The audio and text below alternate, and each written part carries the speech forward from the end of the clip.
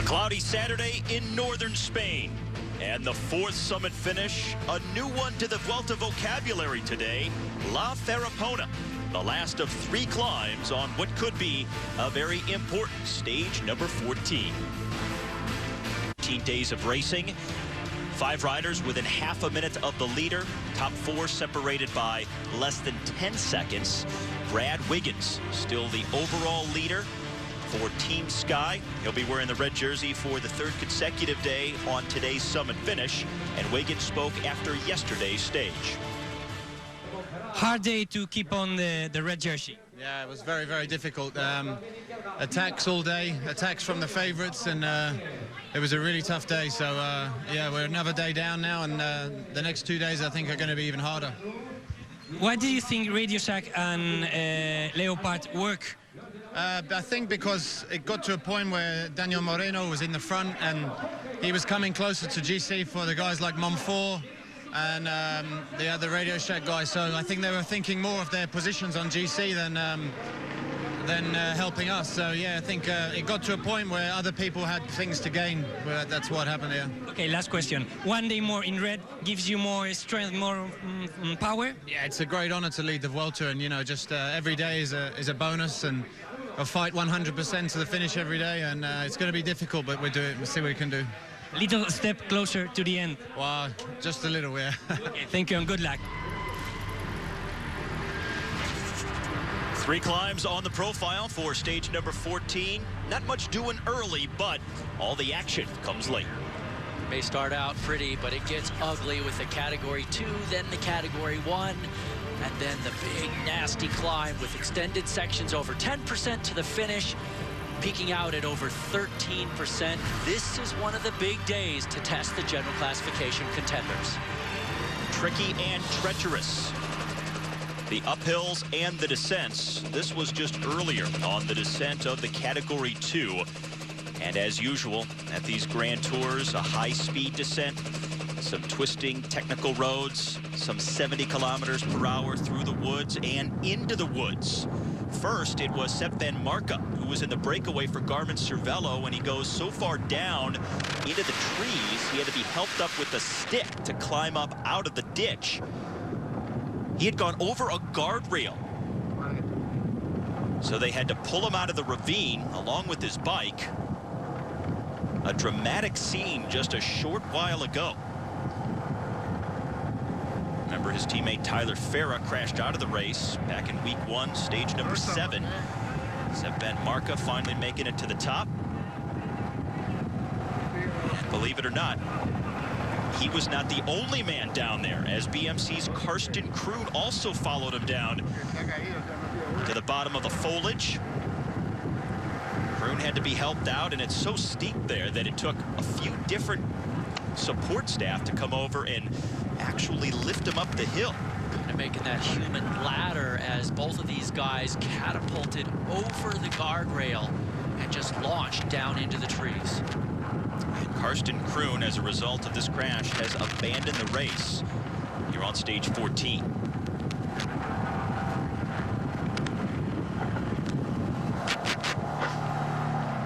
And now we are live with just over 37 kilometers left to go on the 14th day of racing. We have David de la Fuente and Rain Teramé, 2 riders who have attacked from the breakaway that is once again a very large one at the front of the race. Had 17 riders for quite a while, but with the crash of Sepp van Marke and also the abandonment of Karsten Kroon, it was down to 15 riders. Now these 2 attacking from that group. So you have these 2 out front, a big group of 13 a little ways back, and then the main field of all the GC riders further down the road. Teramé has really bounced back well from just a couple of days ago, where he said he was running a fever of 102. Road ID stage profile, the red line, the leaders on the ascent of the Cat 1. This is back in the main field with Igor Anton. Once again, labors up another climb.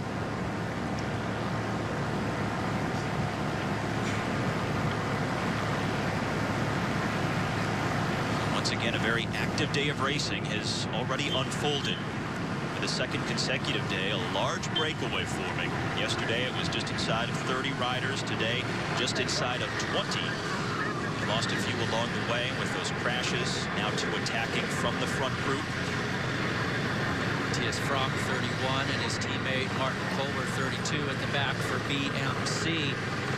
We've got to remember that yesterday, even though it wasn't a summit finish, it was a day where the race was going ballistic from the gun. Multiple big attacks, lots of separation on the course throughout the days. Everybody really finished depleted yesterday, and they have two incredibly hard days today and tomorrow. This Puerto de San Lorenzo climb lasts for 10 kilometers, maxes out at 12.5%, and that max point comes just about 8K into the climb and roughly 31 kilometers from the finish line. So they still have several kilometers to go on the climb before they get to the maximum slope.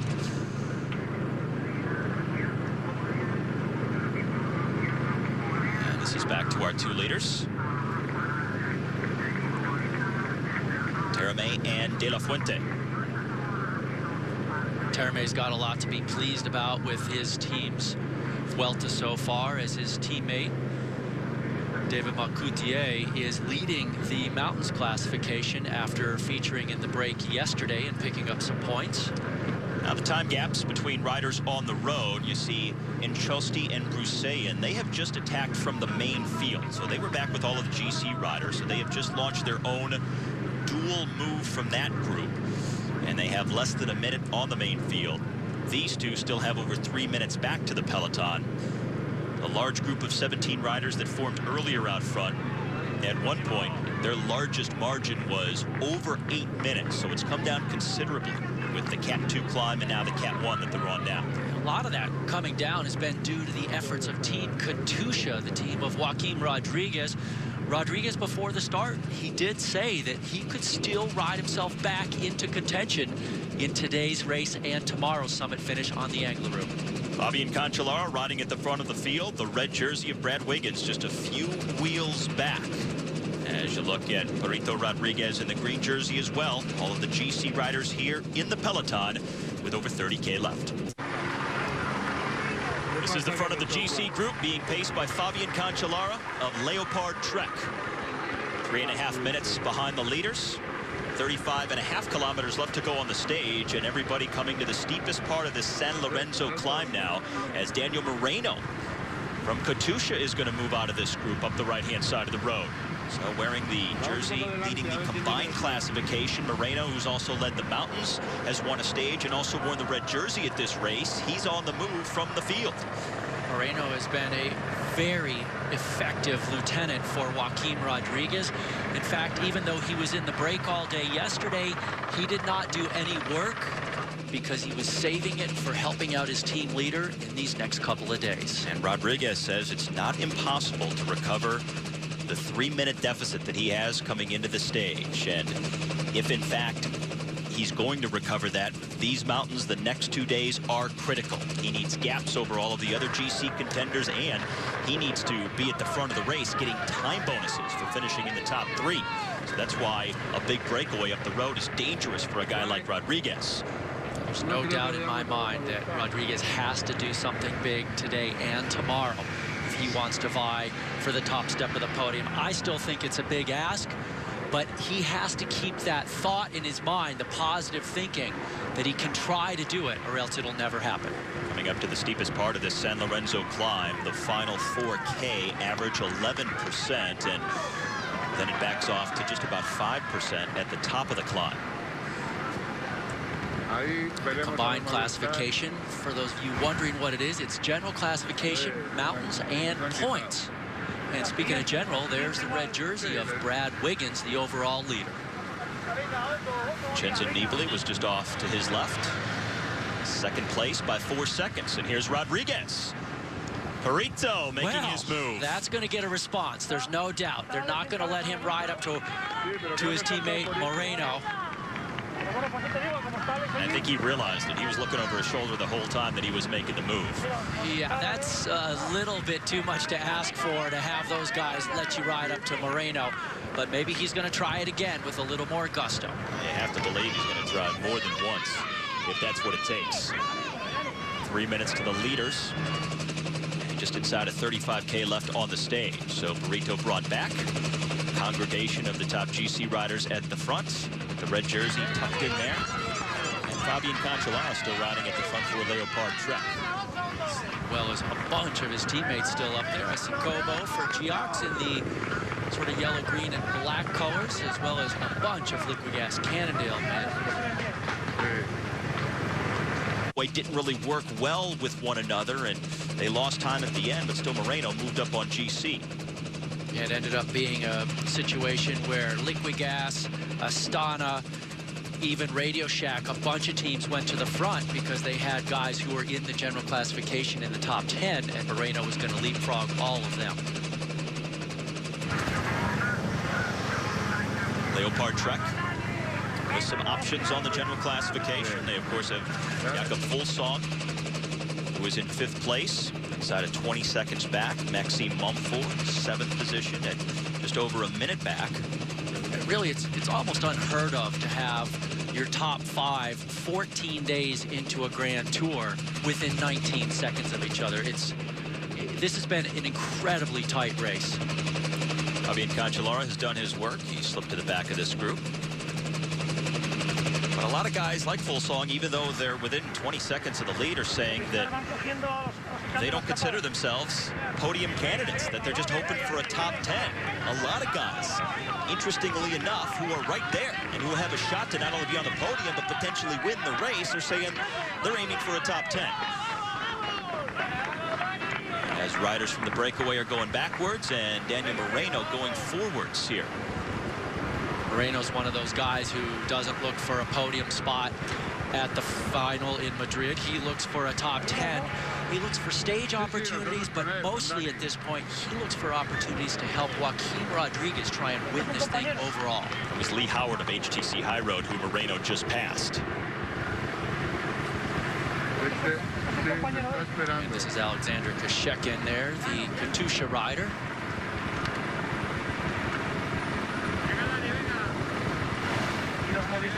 Again, the teammate of Moreno, so he'll actually try and dig in a little bit. He heard over the radio Moreno was coming up. He eases up a little bit, saves a little bit of firepower, and then he'll turn it on. Like David de la Fuente going backwards too from that group. Last time we saw David de la Fuente, he was off the front with Rain Terame, so a lot happening on this penultimate climb. And Marcio Broseyan is the rider from Movistar who is just behind De La Fuente, so they've been caught by this GC group. 34 kilometers left to go for the leaders, 12%. So one of the steepest parts of the climb. This San Lorenzo Ascent starting to bring some guys back. This is the front of that small GC group. The red jersey is in there just behind Vincenzo Nibali. JJ Kobo is up there for Geox. Fredrik Kesiakov for Astana. Kobo has been riding extremely well. This is some of the best riding I've ever seen out of him. He's sitting 8th in the overall classification, 127. He's been a good player in this race. The San Lorenzo climb was first used in the Vuelta back in 2006. They also used it last year on a day that ended on the Cotobeo climb. Mikel Nieve of Euskaltel won the stage, and it was also the day that moved Rodriguez into the red jersey, overall race leader. As this now, Yanni Brajkovic, Radio Shack man, losing contact. Yanni got pushed down to 11th yesterday by having Moreno leapfrog him.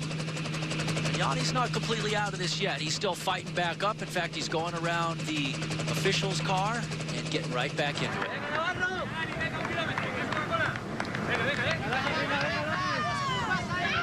Brajkovic, one of the many riders, saying that the cumulative fatigue has been taking its toll.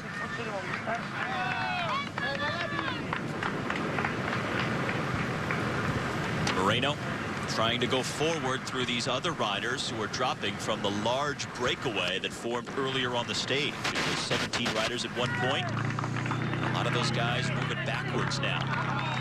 Certainly a big help for Moreno to have his teammate Kashekin there, and over the top. So they hit the summit of the San Lorenzo Category 1 summit with just over 33.5 kilometers left to go. Our 2 leaders right now on stage 14. On the descent. He continues to look for places to pick up little bits of time here and there. And this is back to the very front now. Rain Terame is the rider for Cofidis out there leading the way with just over 30 kilometers left to go. So they've done 2 climbs, a Cat 2 and a Cat 1. They have an intermediate sprint coming up with 20K left, and then the final 17 kilometers of the stage all uphill to a summit finish. Giax rider David de la Fuente right behind Terame. Giax back in the field has Dennis Minchov now working for JJ Kobo, who is the highest placed Giax rider on GC, but they're also thinking about the team classification as Giax is positioned to make a run at that classification. Very well positioned because they came into the day in 3rd in the team classification at 102 behind Radio Shack and Leopard Trek. Neither of those teams have anybody in the breakaway. This is Daniel Moreno, the Katusha rider, teammate of Joaquin Rodriguez, attacking from the GC group a little while ago, and he's going forward, picking off guys from the breakaway as he rolls up the road. Moreno actually left his teammate Kashekin right over the top. Kashekin looked like he had a little bit of a mechanical issue. And honestly, you would think he would want to wait for a teammate to help on this descent, but Kashekin goes downhill really poorly. He tends to not be much of a descender. So I don't know that it would have been any help at all to Moreno.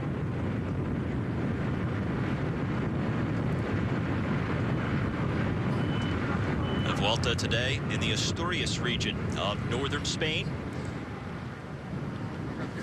And the Moreno group a little over 2 minutes behind the front of the race.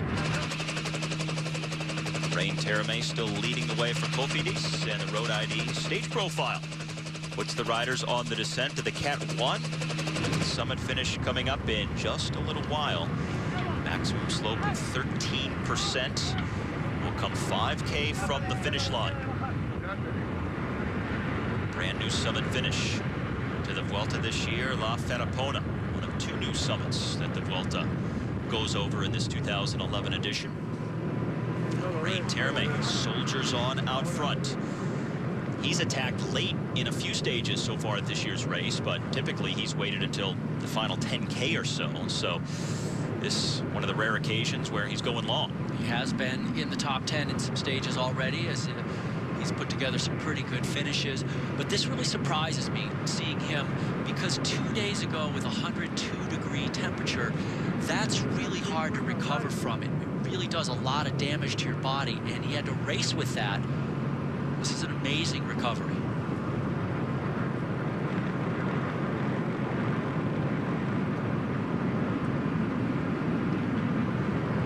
De La Fuente gets back onto the rear wheel of Rain Terame.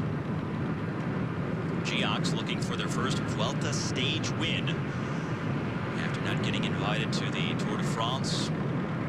They built their latter part of the season agenda around this Spanish Grand Tour. Went to the Giro, didn't meet expectations there, and now hoping for better results in the final week of the Vuelta after getting JJ Kobo in position on the GC in the first half.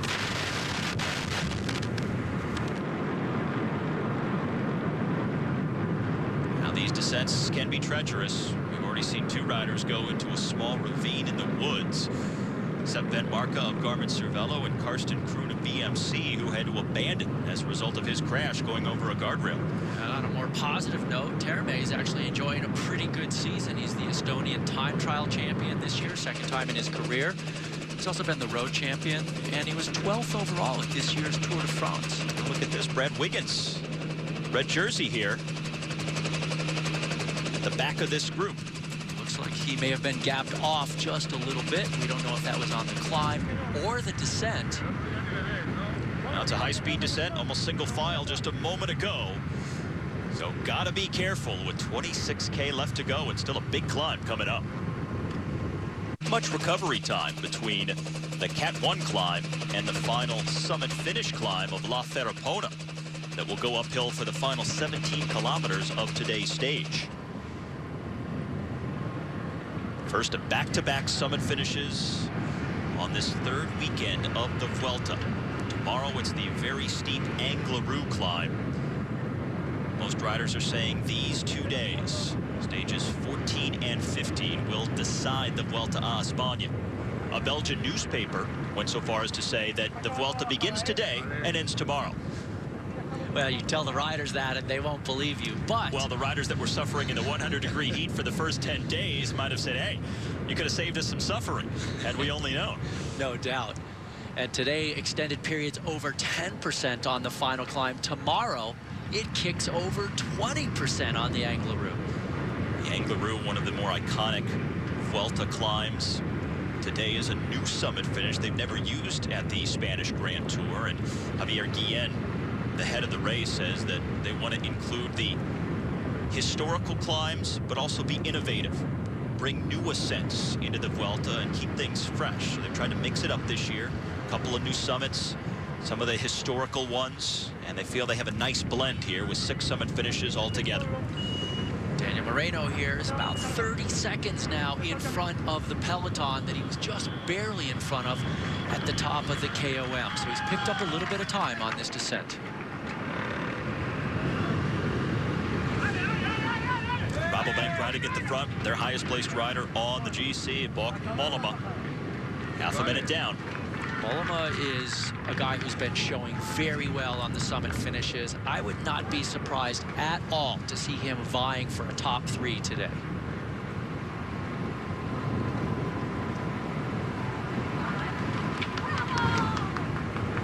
Time bonuses could be huge. You got to remember 2012 and 8 seconds for the first 3 across. So if the entire breakaway comes back and you start getting the GC riders fighting it out for the stage win, time bonuses could move any number of riders into the red jersey. So it's certainly in play over these next couple of days. It is definitely completely in play. Edward Vorganov driving this group for Moreno. So Moreno taking advantage of not just Kaczynski over the top of the climb, but now Vorganov, who is pulling him along, as well as 2 Movistar riders. This is back to the very front of the stage. David de la Fuente, number 63 for Geox, just ahead of Rain Terame of Cofidis. Terame picking up a bottle there, as well as having some words with the team director. And a couple of gels as well, looks like. Field of GC riders. Joaquin Rodriguez is in this group, wearing that green jersey, has his teammate Daniel Moreno up the road. Rodriguez put in a slight attack earlier, and I'm sure that won't be the last we see from Perito, who needs to take back time. He's just inside of 3 minutes down on the general classification. Luis Leon Sanchez riding at the front for Rabobank here.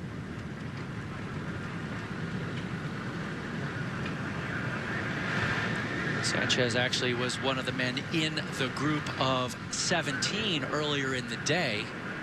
So a lot has been going on here. Sanchez may be dropping back on purpose because they're seeing guys like Moreno go up the road, and they need to help out Mollema, the leader for the Rabobank team.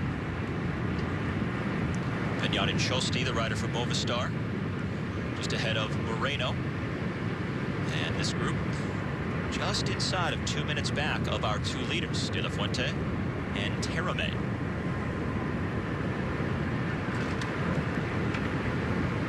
Daniela Righi of Lampre sitting at the tail end of this 5-man group. Their GC leader for the Lampre team, Michele Scarpone, pulled out earlier on the stage. He lost a lot of time yesterday, and even though he had high hopes for the Vuelta, he does not make it through stage 14.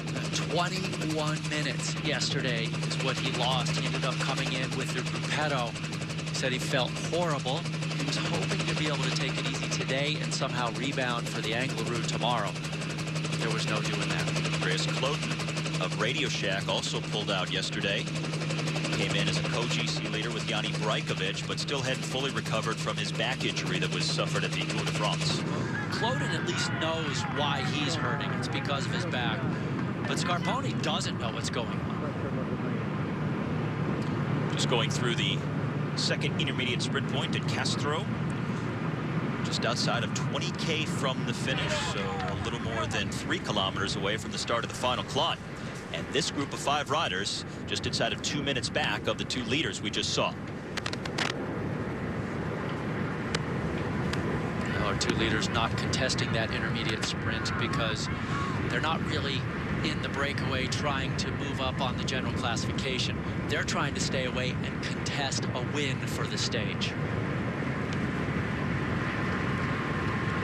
So 2 leaders, this 5-man group going forward, and then the peloton of GC contenders headed towards the final climb, 17K in length, 13% max, and a new summit finish for the Vuelta this year, La Farapona, to round things out on stage 14.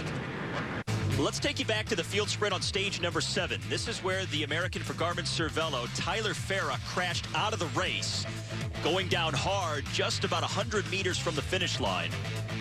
Marcel Kittel won the stage, but a nasty crash that also claimed some of the GC riders, but Tyler Farah seemed to get the worst of it. He wanted to start the next day, but after 2 visits to the hospital, just could not go on. So he pulled out of the race. Tyler Farah now back at his home in Belgium and kind enough to join us now during our live coverage of stage 14. Tyler, first of all, how are you feeling right now? How you doing? I'm doing okay now. I was pretty banged up after that crash. I ended up having a contusion in my lung and basically was told I had to go 1 week of complete rest, just literally sit on my couch and do nothing for a week. So it was a bit boring, but I finally was able to go have a follow-up scan yesterday, and I got the all clear, so I'm able to start training again as of today. And Tyler, does the contusion of the lung happen basically because of just the jostling of your insides when you hit the pavement going 40+ miles an hour? Pretty much, yeah. I landed, and I don't know, I guess somehow in the way I crumpled when I hit the pavement, I just kind of pulled things apart a little bit or something. I mean, I'm certainly not a specialist, but it was certainly no fun to deal with. Tyler, what happened in the crash from your perspective? To be honest, I saw an opening and I went for it, and I thought it was big enough for me to get through, but I misjudged it and, ended up on the ground. So you and Golis basically going for the same spot. Yeah, he had kind of made a early jump in his sprint and was coming back, and like I say, I was kind of boxed in, and that was the one opening I saw, and like I say, it was an error on my part. I thought I'd fit through, and obviously I didn't. Just under 20K left to go here on stage 14 for our 2 leaders, De La Fuente and Terame. Tyler, as you now turn your attention to the upcoming World Championships in Denmark, how will the crash affect your preparation, and how are you on course to being ready for Worlds? Well, I'd say my preparation's not going to be ideal at this point. I wasn't sure. My whole season hinged on this CT scan I got yesterday. If I had still shown a contusion in my lungs, I would have been out for the rest of the year. Luckily, I cleared, so I still can take a crack at it. But, obviously, riding 2 weeks to the complete Vuelta is the ideal preparation for the World.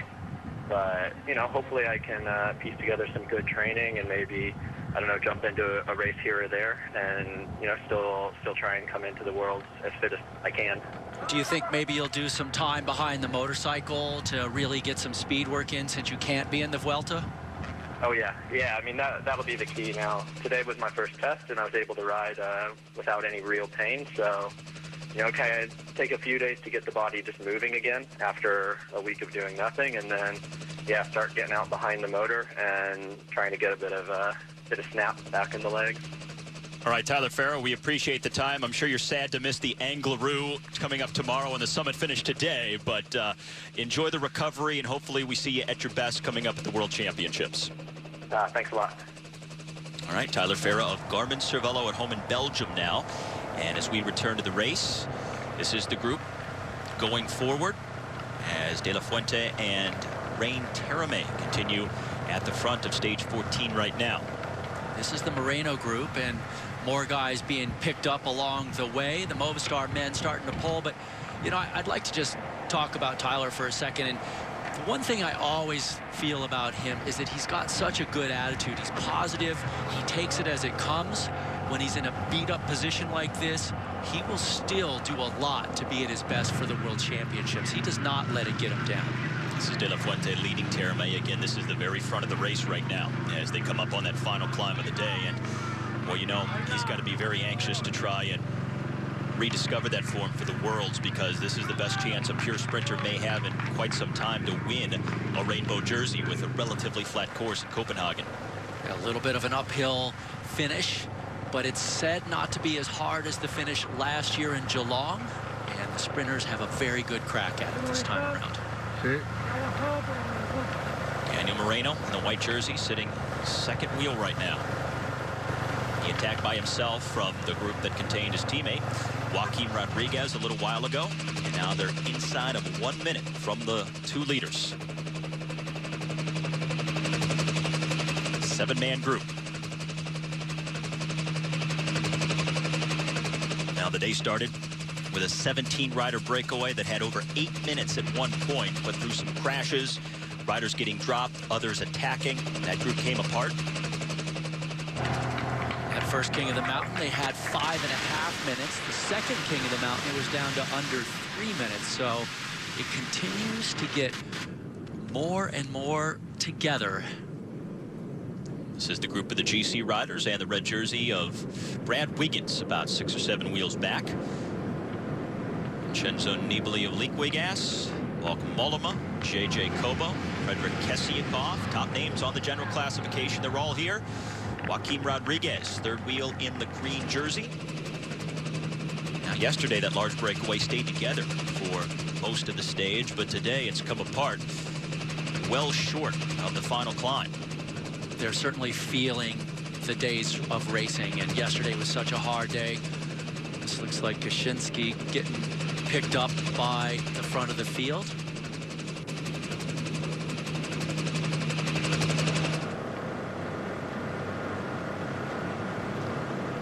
Now we're coming up on a very pivotal point of the race. Again, so many riders pointing to the summit finish today and the steeper summit finish tomorrow as being so critical in determining the final podium in Madrid. So you got to expect we're going to see some pretty ferocious attacks sooner rather than later.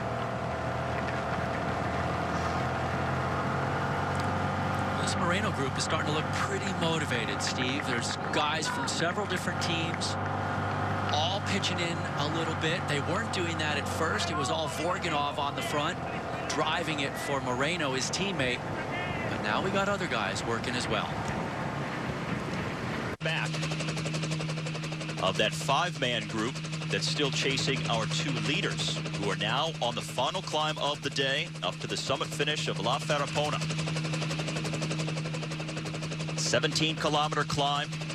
It'll take the riders up to 5,600 feet in elevation. Averages 6% with the max slope at 13%, coming 5K from the finish. It hurts just hearing you talk about it, Steve. And these guys have done so much already today on top of a wicked day yesterday. At least the pavement is nice today. It doesn't suck up so much of their power. The final 5K of this climb averages over 10%, and it's also 10% right at the top. So some time gaps can form very late on the climb. And with the time bonuses available for finishing in the top 3, we could see a change at the top of the general classification. We could even see the red jersey change hands by the end of the day. This is out front with 15K left. The red jersey of Rain Terame and Geox's David De La Fuente. De La Fuente had a couple of relatively dry seasons. He did win the GP Miguel Indurain a couple years ago. This is a big move for him right now. And this is Daniel Moreno in the white jersey. rider for Katusha, part of this group that's just over a minute back right now. Marcio Bruseyan is the rider for Movistar at the front of the group. And Guillaume Bonifant and Lloyd Mondary are the two AG2R riders. Iñaki Isasi is the rider for Euskaltel in the orange at the back, and Daniela Rigi in the pink for Lampre. 6-rider group here. A little over 1 minute back of our 2 leaders. That might be all it takes for him to ride into the overall race leadership, because I'm not so sure that Wiggins is really showing that he has what it takes today to keep the accelerations in check at the end. 12K to the finish for the 2 leaders. Cofidis rider in the red and white, Rain Terame, and Geox's De La Fuente behind him. Massive mountain in the Asturias of northern Spain. They've climbed one of the biggest mountains in southern Spain, Sierra Nevada, now spending the majority of these last several days in the northern part of the country. The Asturias, we'll see the Basque Country, you've seen the Galicia region. Gorka Verdugo riding at the front of this long single file line of GC riders. That is just about 2 minutes back of the front of the race. Daniel Moreno's 6-man group is up the road, about a minute in front of these guys and about a minute behind the 2 leaders. There are a lot of options here at the end of this bike race, especially having Moreno a minute in front of these guys. That really could prove to be a potent combination with Rodriguez if Rodriguez has the snap to get away from the main guys in this group. Gorka Verdugo at the front for Euskaltel, over 4 hours in. 3-climb stage. They've done a Cat 2, a Cat 1, and now the Category Especial, as this is known, up to the summit finish. Marcio Bruseyan at the front of this 6-man group, just in front of Daniel Moreno. This is the middle group. A minute behind the 2 leaders and just about a minute in front of the GC riders. Bruseyan doing a huge turn on the front. He's been up here for several kilometers. He's come into the day in 15th, 2:22 down. Not quite the general classification position he wanted to be vying for. He wanted to be in the top 10. Moreno, even though he's just riding the wheel, looking like he's feeling it just a little bit. This is one of those climbs that gets tougher the deeper in you get, but still not extremely steep. Some riders have said that the real danger on this climb, ironically enough, is the fact that it's not so steep that you can't attack. You can still attack and perhaps get gaps, but if you subscribe to that theory, then it should be also easier to hold the wheel of somebody who's attacking. So it really depends on your perspective. Yeah, it's all so strange how everybody has a different look at every climb, and it's basically they look for what suits them and they try and exploit that. It's something the guys will be happy to see, especially these guys have been off the front for a long time. Haven't seen much of that these last few days. Some narrow and difficult roads they've had to deal with, and now a well-paved road and 10 kilometers for our 2 leaders left to go. Just about 6 miles for these guys. They still have to believe that they have a shot at staying away and contesting the stage win. We know there's going to be a lot of fireworks back behind in these final miles. Now remember, the steepest part of the climb comes late. The maximum, it's 13%. Will hit right around 5K from the finish, and the final 5K itself averages over 10%. Lovely. There are 6 chasers. Marcio Bruseyan at the front, Daniel Moreno sitting second. 2 AG2R riders, Lloyd Mondary and Guillaume Bonifant, with the 1 Euskaltel rider, Iñaki Isasi. They did get rid of Daniela Rigi on the climb just moments ago, the Lampre rider who was also with these guys. There's a bit of a descent here before things really start to kick up.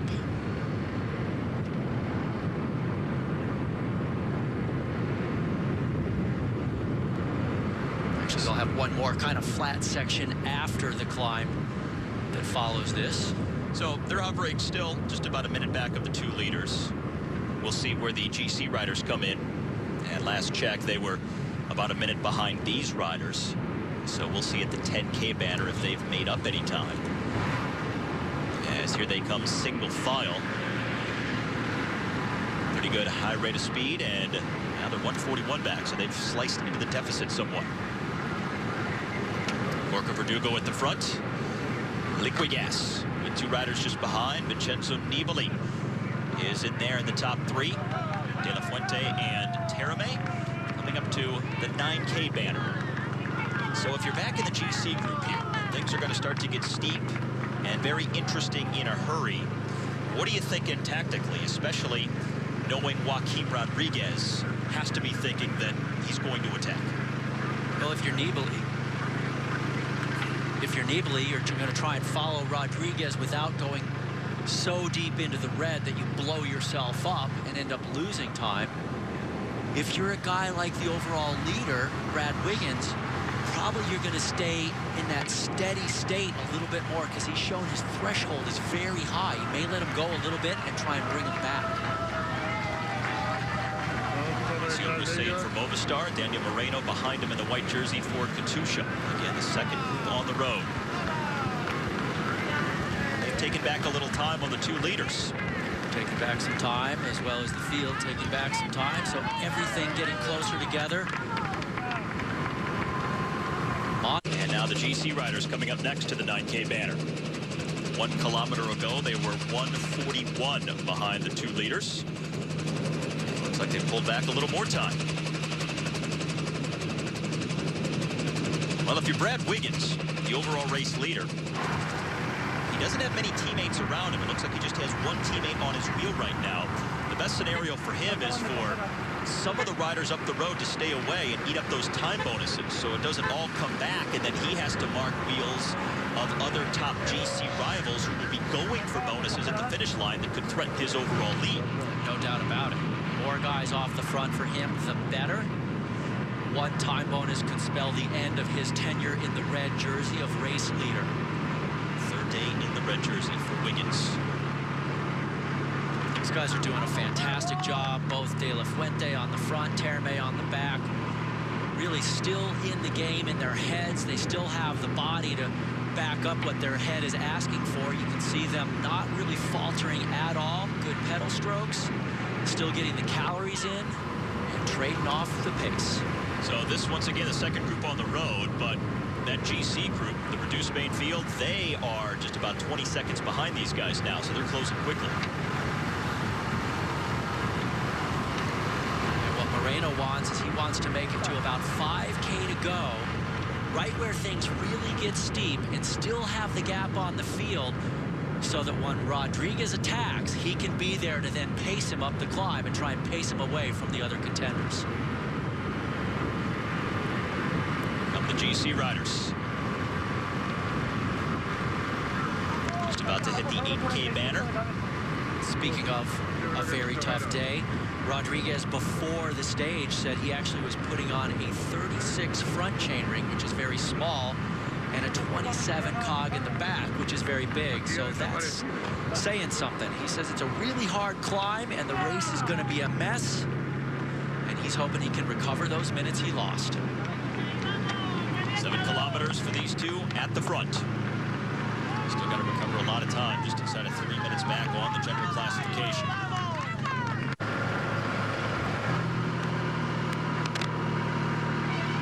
Fuente and Terame still hanging on to their lead. Marzio Brusayan followed by Daniel Moreno, then Iñaki Isasi for Euskaltel at 5K left.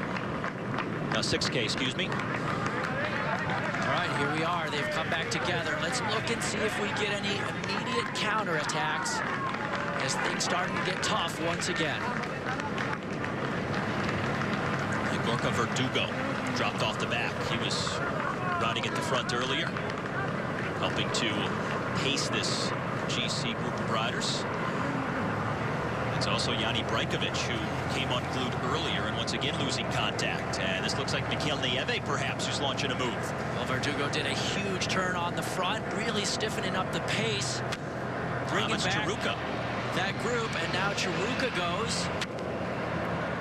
They have several different climbing options, so Chiruka maybe setting something up for Nieve a little bit later. Mondery, who had been in that group of 6 or 7, now straight out the back.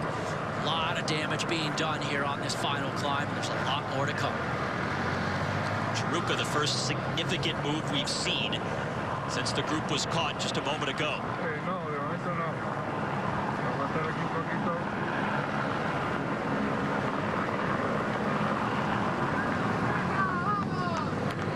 Also at the back of the group looked like Frederick Kesiakov, who came into the day in 4th at 9 seconds. So if he's suffering today, could be a very bad sign for his general classification bid.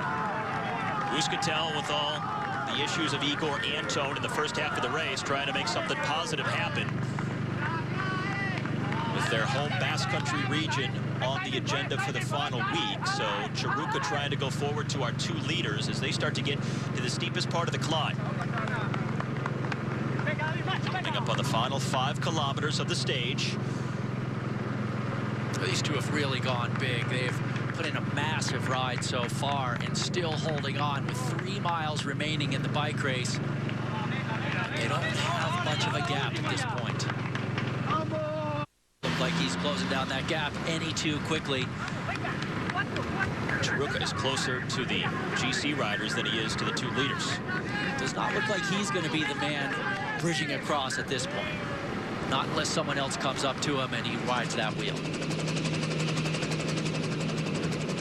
Here goes a rider attacking from the front of the GC group at the 4K banner.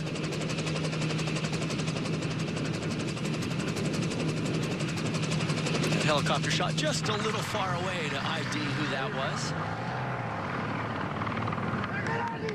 It's Moreno. He attacked earlier, and he attacks again. Daniel Moreno. Man who's definitely made today interesting. He comes into the day 9th. I still think this is to help out Rodriguez. One of the Geox riders is trying to get on his wheel. Looks like Kobo who's come across. And going right on by. Now just mentioning how JJ Kobo is 127 down in the general classification, sitting 8th. Behind leader Brad Wiggins, and now there's Chiruka that he's passing. Kobo really lighting up this climb as he is just flying here. Moreno not even able to get on the wheel, a little bit surprising. Now other riders responding behind. Brad Wiggins has his teammate Chris Froome in front of him, near the front of this group. But JJ Kobo certainly represents a danger. This is a climb that suits his skills, and now he's on the attack inside the final 4 kilometers. And right now, he's in a bonus time position on the road, the 3rd rider on the road right now. Kobo was 3rd in stage 9. That was the stage that Martin won. So it's Kobo, 2nd on the road behind Rain Terame and De La Fuente. This is a man with some purpose. You can really see that he's got some form right now. He's just eating up this climb. He'll be bringing back the guys in front, closing down that gap. And remember, his teammate is one of the 2 leaders, De La Fuente here. So if Kobo can get up to these 2, he'll have a teammate with him as they work on Rain Terame of Cofidis. 2 leaders, 3K left.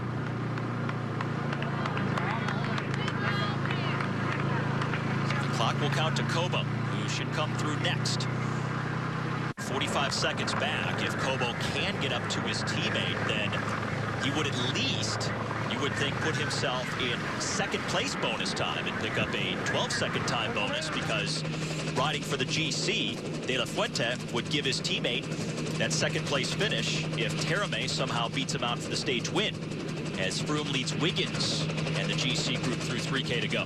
Wiggins still right up there, and this is Liquid Gas rider going off the back, but it is not Nibali because he's still right in the group.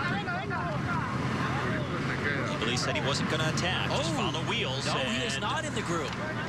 Nibali has been dropped. Nibali is behind Rodriguez, who is also losing contact. That's Perito here. Wow. A big development on the general classification here in the final 3 kilometers of this summit finish. Surely did not see that coming. Both of these men being dropped. This could be just about the end of any GC hope for Joaquin Rodriguez. Nibali now looks like he's trying to limit his losses, but he won't panic. He's been in this position before. Last year at the Vuelta, he lost contact on some of the upper reaches of the summit finishes. Dan Martin there as well, stage winner of stage number 9. But Nibali came into the day 4 seconds down, and he is dropped by the red jersey of Brad Wiggins. Slowly try to pull himself back into it. Red jersey near the front of this group. It's Daniel Moreno at the back in the white jersey, looking behind him for his teammate, Joaquin Rodriguez, who has also dropped off the back. He's going to have to go back and wait for Rodriguez. I would have to think the team director would tell him to sit.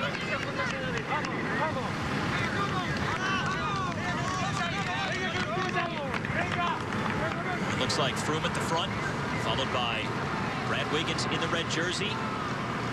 And then behind them, you have Mollema, number 157 for Rabobank. Dennis Menchov, number 65, is up there for Geox. And Jurgen Vandenbroek for Omega. Mikel Nieve for Euskaltel.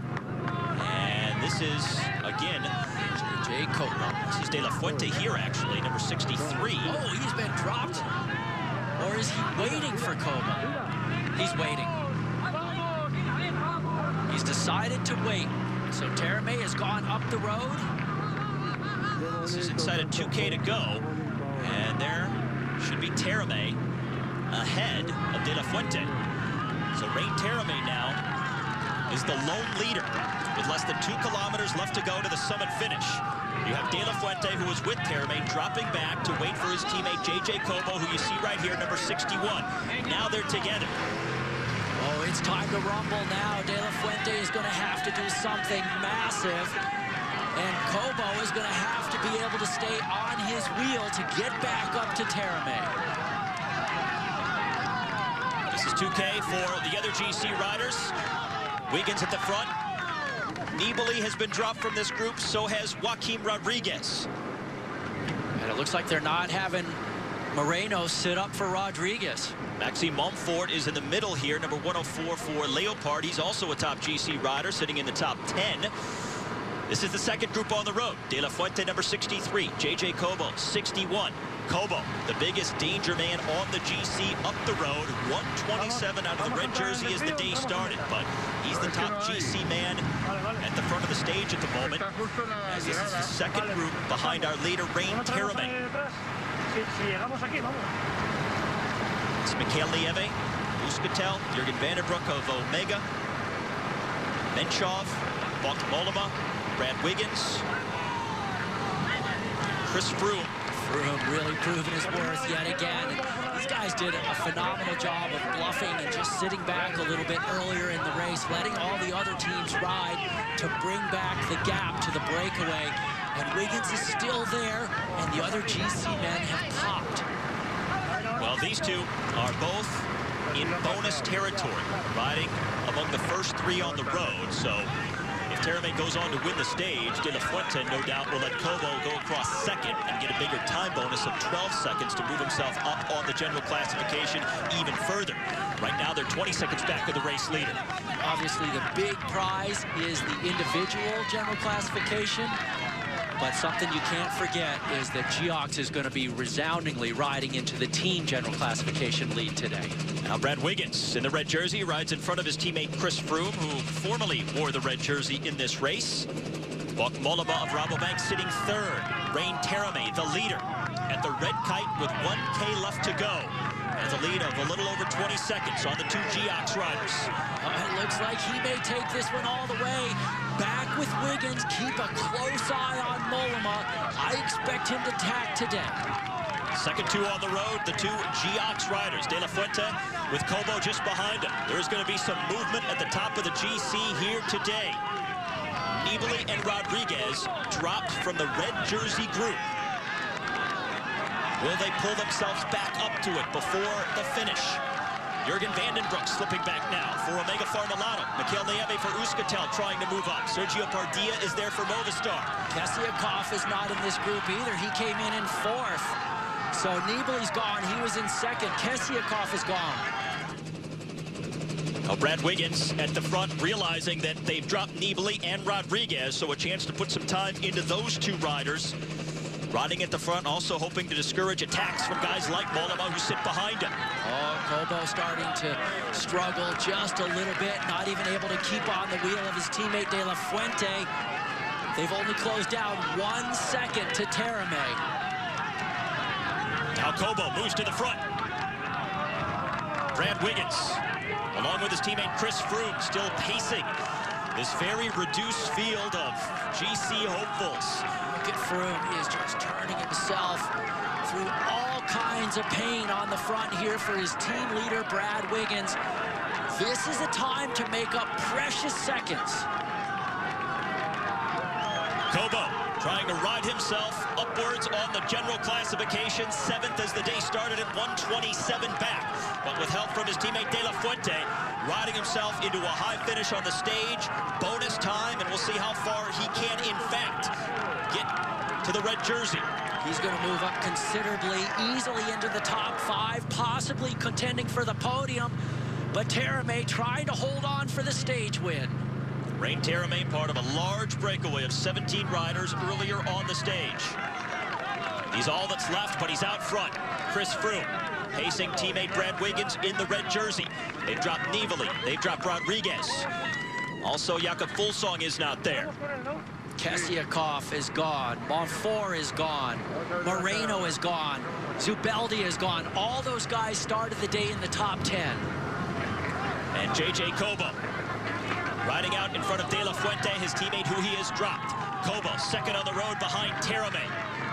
Terame's just put in a Herculean effort, and it looks like it's going to pay off with his first ever Grand Tour stage victory.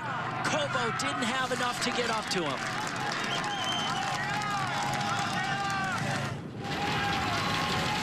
Rain Terame, after 4.5 hours. The Estonian for Cofidis wins on the new summit finish of La Ferrapona. Second stage win for Cofidis at this year's Vuelta, and now JJ Cobo should be the next up. Riding into a 12-second time bonus for finishing second and moving himself way up on the general classification. Here comes Cobo. His teammate De La Fuente will finish third. And then we wait for Brad Wiggins, who is in the third group on the road. Let's see if anybody had the suds to attack Wiggins late. Oh, somebody did. Back on Soleil rider. Looks like Wout Poels. And then Wiggins with Chris Froome, Bok Mollema, and Dennis Minchov coming through next. And Froome pointing to Wiggins. They've got to be very encouraged by this race. Mikel Nieve for Euskaltel crosses over. Here's Jürgen Vandenbroek for Omega. Nibali and Rodriguez drop from this group, losing precious time. Wiggins, valiant effort. Look how much it took out of him to try and hold on to the red jersey. Rode so hard on this climb. I bet you his whole family could feel it, Steve. He looks absolutely depleted. Well, the defending champion still not in sight. No Nibali, no Joaquin Rodriguez. Nibali starting the day in second place, 4 seconds out of the red jersey, but losing massive time. Kessiakoff still not in as well. He was at 9 seconds coming into the day. There's been some damage done in Spain. Chris Anker Sorensen coming across for Saxo Bank. Right behind Kevin Seeldreyers there. Wow. Nibali going to be the biggest loser on the day.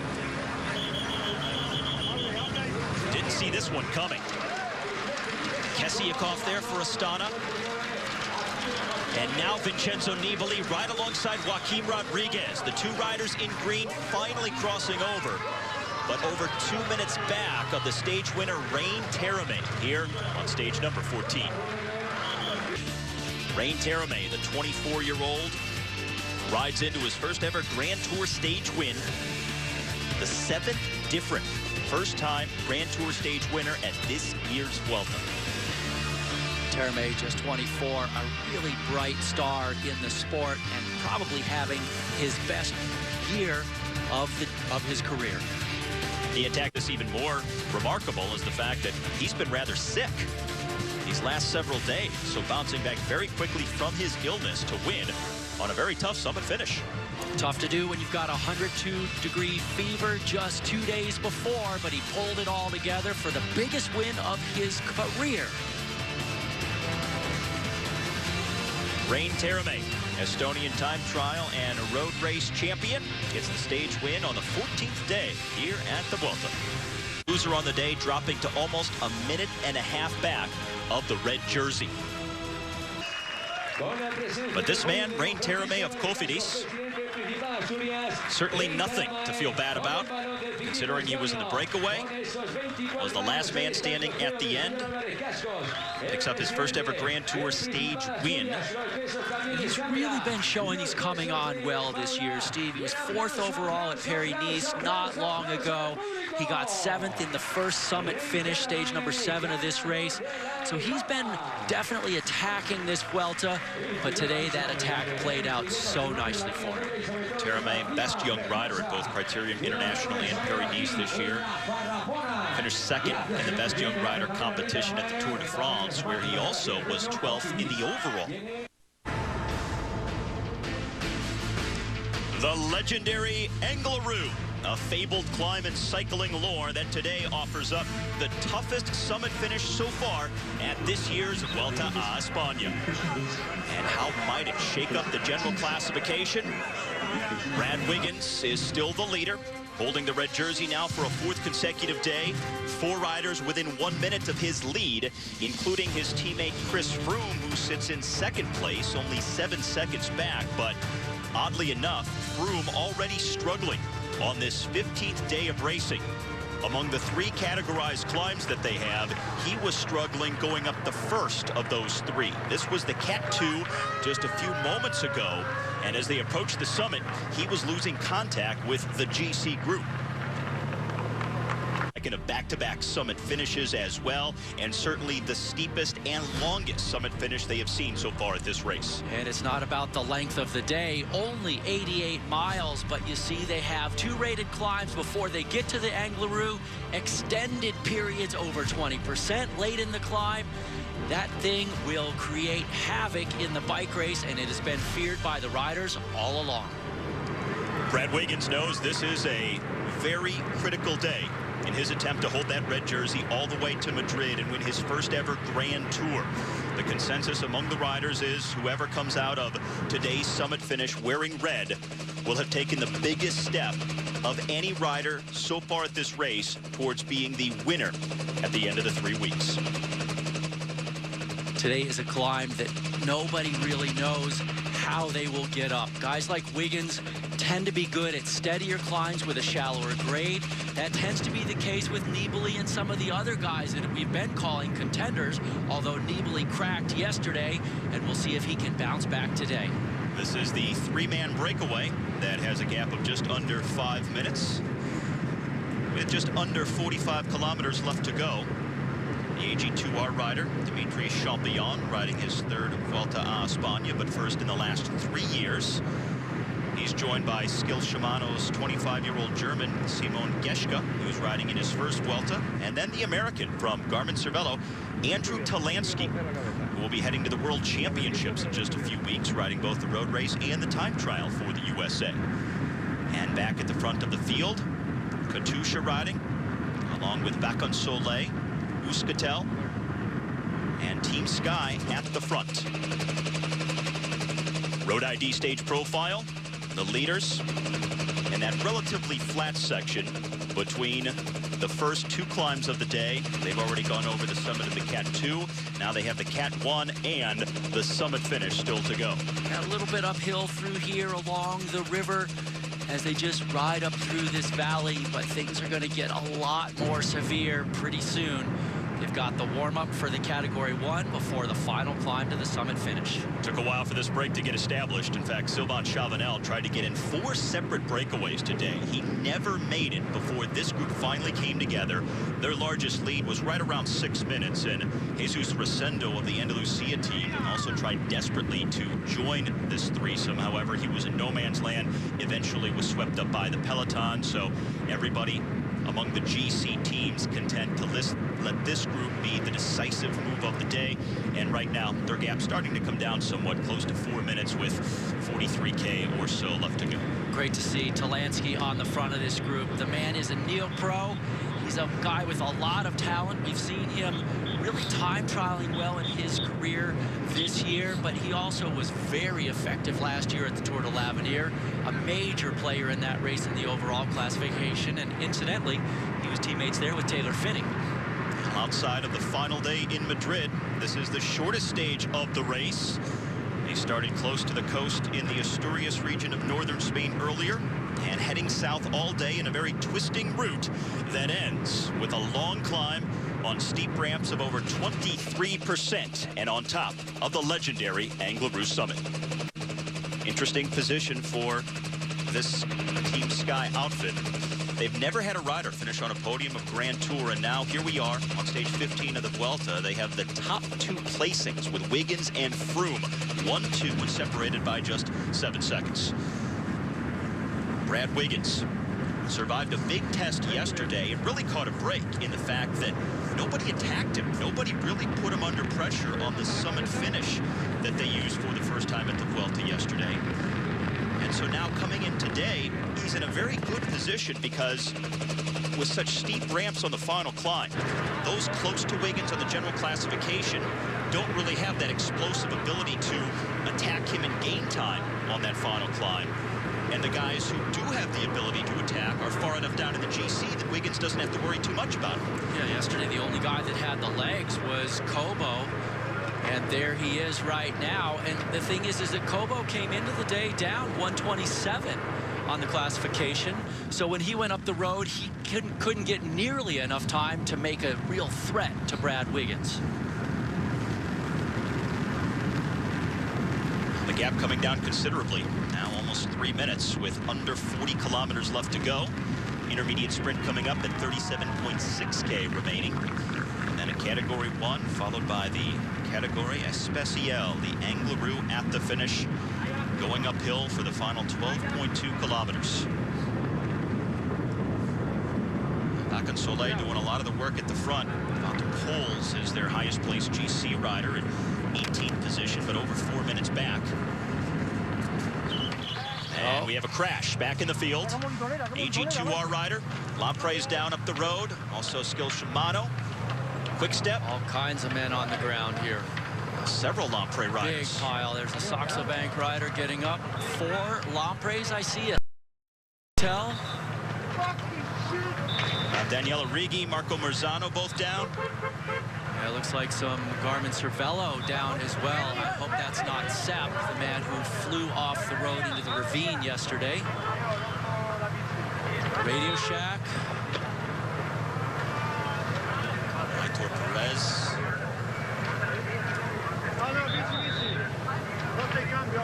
Outside of stage 7, the crash in the sprint finale that claimed Tyler Farah. This is one of the biggest pileups we've seen in any one stage. Really at a relatively innocuous period of the bike race in between the climbs. Didn't look to be anything particularly sketchy going on. Joaquin Rodriguez riding tempo at the front. But everybody always fighting for that position in the field. One person makes a mistake, can take out someone.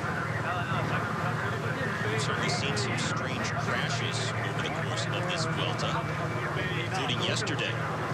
And Sepp Van Marke of Garmin Cervelo and Karsten Kroon of BMC went into a ravine over a guardrail.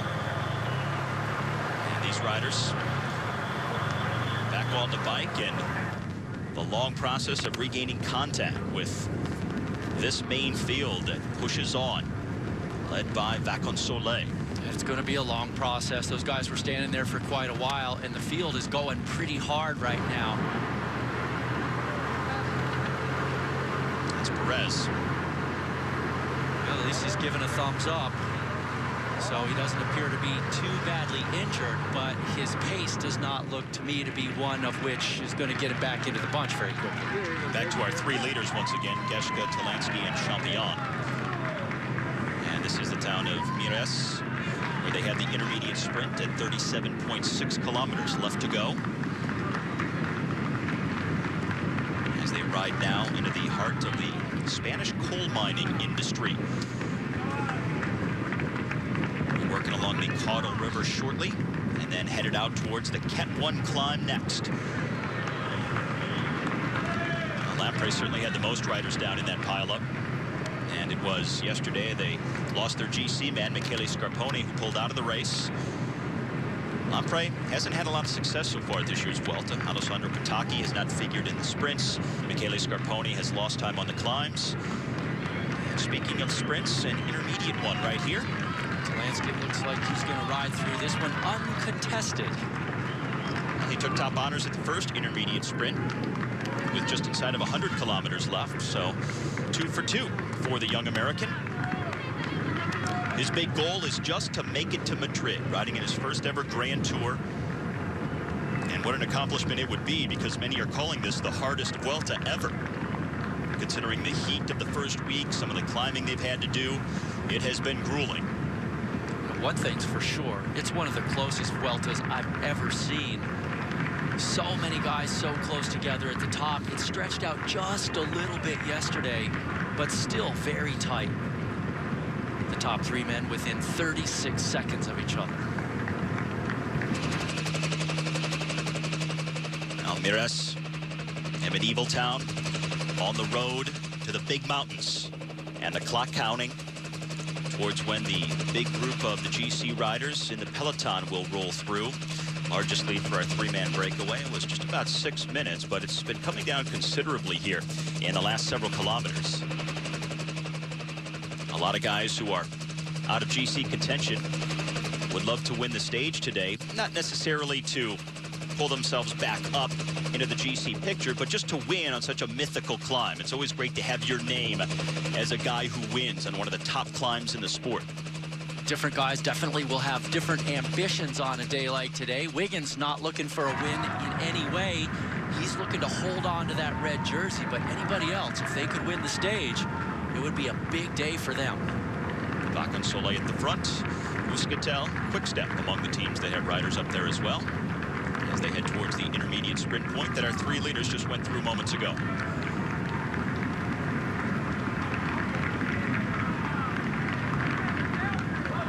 This will be the second and final intermediate sprint of the day.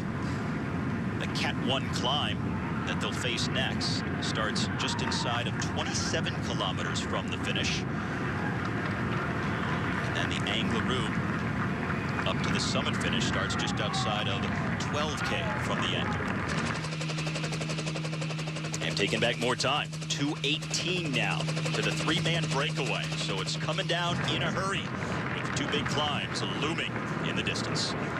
Well, it's just behind this 3-man breakaway that's currently being led by his team rider, Andrew Talansky of Garmin Cervelo. Quite interesting to hear Johnny saying that he expected this type of Vuelta out of Talansky in his first Grand Tour, mind you. But Talansky is a stage racer type of guy. He's really shown primarily in the time trial disciplines over this year. But don't forget, he was 2nd overall last year at the Tour de l'Avenir, and he's a very good guy for a stage race. Talansky, a great story too. As we look back at Jorge Azana, who was caught up in that crash, that mass pileup. Zanza with some bruises on his elbow, scrapes on the back. More Lampre riders than anybody, but it seemed like riders from at least 5 different teams were caught up in that crash a little while ago. That was a big mess. And these guys riding at the back of the main field. Still a very large group, led by Joaquin Rodriguez, but the gap to the 3-man breakaway is down under a minute with 30K left. Speaking of Talansky, only 22 years of age, born in New York, grew up in Miami before going to college at North Carolina, and then came to a point in his career where he sent out resumes to every team out there, pro continental, teams domestically in the U.S., didn't get so much as an email response, but still kept pushing at it.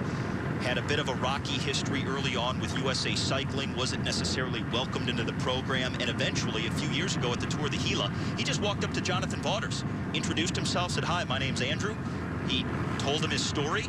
Vaughters brought him in, gave him the resources, and here he is just a few years later riding his first Grand Tour and faring pretty well. Yeah, well, that was just last year at the Gila where he was 6th overall, and he really got on the radar of Vaughters.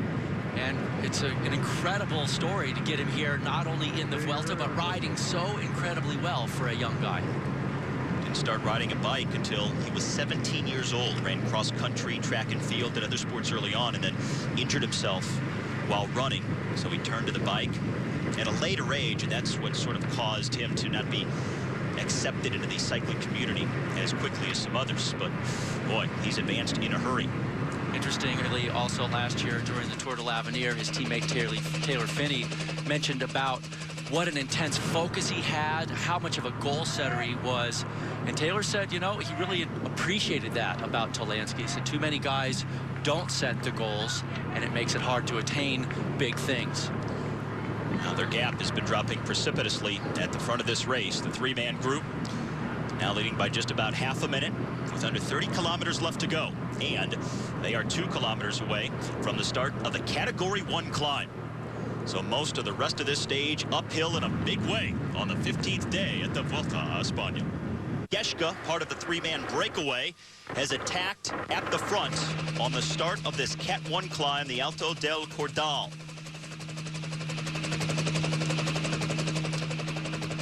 The action really starting here on stage 15 on the penultimate climb as they begin this Cat 1, a 5.3K climb with a maximum of 12% that comes just around 22 kilometers from the finish of the stage, and the climb will average just about 9.5%. The red jersey is fifth wheel right now. From the front of the GC group, Brad Wiggins staying close to the front. Other riders around him like Lorenzo Rodriguez, Vincenzo Nibali, while others here struggling at the back.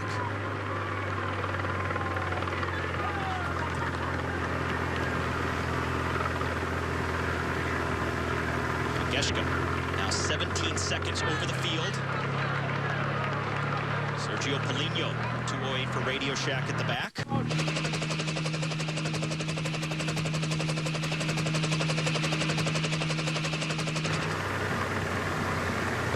We saw quite a bit of Joaquin Rodriguez leading up to this climb. They have Poles sitting in 17th in the general classification. A little bit of an unusual tactic for them to drive it so hard into this climb. But obviously, Poles must have a pretty good day, feeling that he's having a pretty good day so far.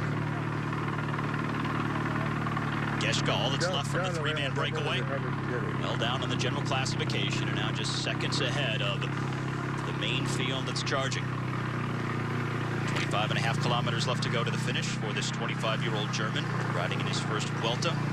Stage win at Criterium International earlier this year. He knows he's about to be picked up.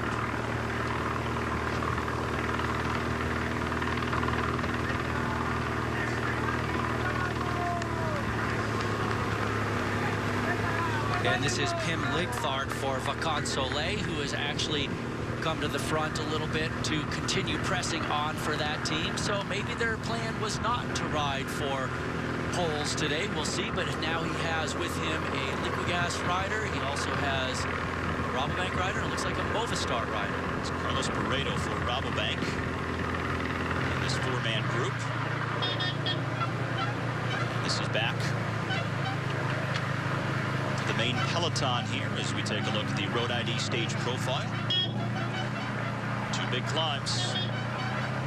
The Cat 1 now, and the summit finish later. Noticing in that group there what looks like it will become the Gruppetto. Nick Noyens, the Saxo Bank Sungard rider. He's the man currently sitting in last place in the overall classification, 3 hours and 49 minutes down. All right, so this is the front of the GC group right now. That other group coming off the back. Splits are happening in the main field. BMC rider charging to the front. It was led by Pim Ligthart, has been caught by the rest of the group. And notice the road's a little bit wet here. Now this region of the Asturias in northern Spain, notorious for rain. Also a chance of showers on the Angliru later at the end of the stage as well. That's Frederick Kesiakov. Lost some time on the GC yesterday. He was in the top 5, but dropped over a minute on the summit finish. La Farapona yesterday on stage number 14. Apparently, Kesiakov has been battling illness. 2 nights ago, he was up most of the night sick with gastrointestinal problems. And he looks like he's going even worse today, but BMC really on the attack at this point. Last check. Simon Geschke of Skill Shimano was just out front by a few seconds. BMC riders second on the road here. And then the top GC contenders just in the background. Red jersey near the front, Brad Wiggins.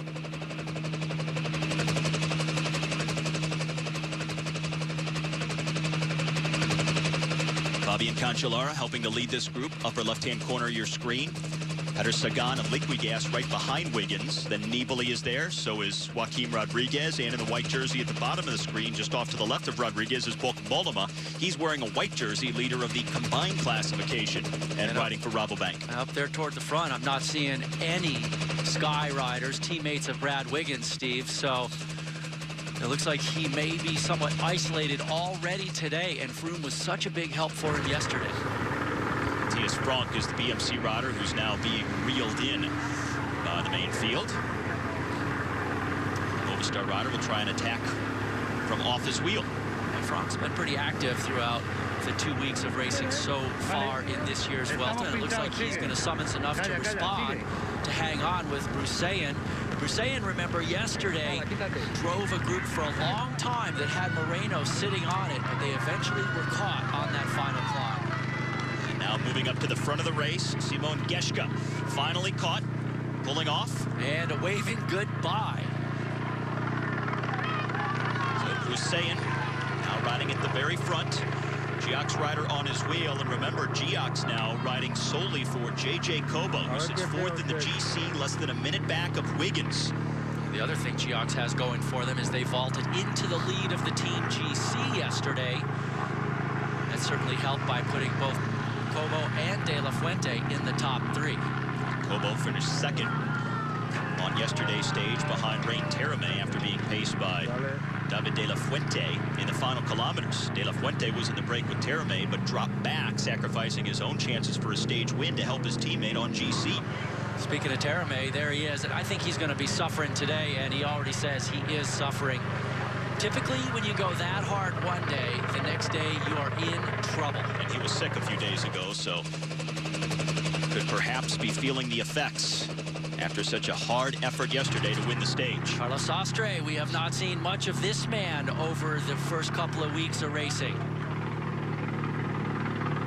I want to also just remind everybody, Team GC is based on the first 3 guys every day. So the first 3 guys from your team to cross the finish line gets added into Team GC. Sastre making his way up there to Broussillon. That's David Moncoutier as well in the King of the Mountains jersey, the polka dot jersey just behind Broussillon, and maybe Dan Martin from Garmin-Cervelo also clawing his way up. Well, look at this. Moncoutier really throwing down here. Sastre possibly on the ropes.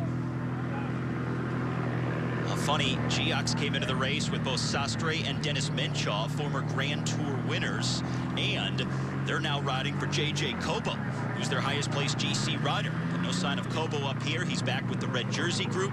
David Moncoutier leading this select group of 4 at the front of the stage right now. This is the ascent of the Category 1. Moncoutier has a 12-point advantage in the mountains classification over Matteo Montaguti, the Italian, on AG2R. Moncoutier, Sastre, Martin, and Broussillon on this climb that'll summit with 21.3K left on stage number 15. Been on the bike for a little more than 3 hours now, but the toughest riding still to come. Dan Martin was not happy at the end of yesterday's stage. Said he really didn't take time to eat properly during the course of the stage and wasn't feeling well as a result. But he's going to try and win today on a summit finish for the 2nd time at this year's Vuelta. He took the stage win at La Covatia back at the end of week 1. A huge amount of power, but he also has a very large and heavy physique for a cyclist to carry up these climbs. So as they wear on, he wears out. Now Euskaltel coming to the front. They have 4 riders up there near the front of this GC group that's forming. There's Joaquin Rodriguez in the green jersey, just ahead of the leader, Brad Wiggins, in red. This is at the front of the race, Moncoutier, stretching the legs a bit in front of Sastre, Martin, and Broussaillan. Apparently, he's not taking any chances, and he does not want to let these guys have a chance to outsprint him. But Sastre is coming back up to the wheel. Moncoutier trying to consolidate his position as the King of the Mountains leader. Sastre losing time early in the first week, trying to ride himself into form. That's really been his MO these last few years. It doesn't look like anybody's going to touch Moncoutier here at the top of this Category 1. Moncoutier motivated. It'll be 15 points to get first place at the top of this climb for a Category 1, 10 points for second.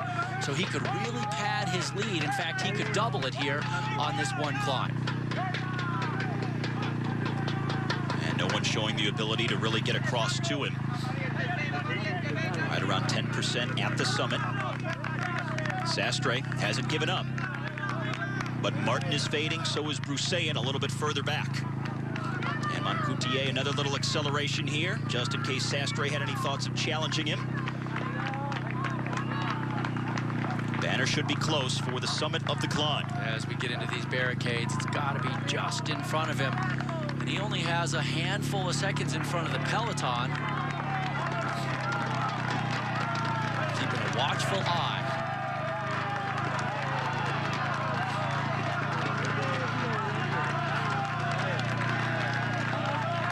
Moncoutier had a disappointing Tour de France, but he has found his form in a hurry to bounce back at the Vuelta, riding really well here as we enter the final week. And he's the first over the Cat 1. Sastre is next. Here's the field. He'll be coming up to it shortly. Well, the Alto del Cordal may have been tough for many, but Moncoutier looked extremely comfortable as the peloton really got whittled down. Dan Martin and Marcio Broussaillan have also gone over. Now this very small GC group coming over the summit. 23 seconds back. So 2 climbs down, 1 to go. These guys right back here will risk all kinds of things on the descent to try and get back into that GC group, and most of them will make it up. In front of the GC group.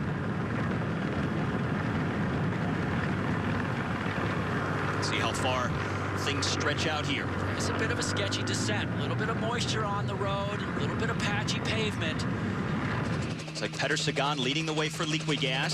Sagan is a man who is very comfortable flying down mountains. But other guys like Wiggins have actually held back on some days already in this race, saying he wasn't willing to risk it on the descent. And that included the day where Nibali went away on the descent with Kessiakoff and some other GC threats. There are some narrow, twisting roads off this Cat 1 that then leads to the final summit finish, the Angleroo, that'll start just over 12 kilometers from the finish of the stage. This is back out front, Moncoutier, followed by Sastre, the first 2 over the summit.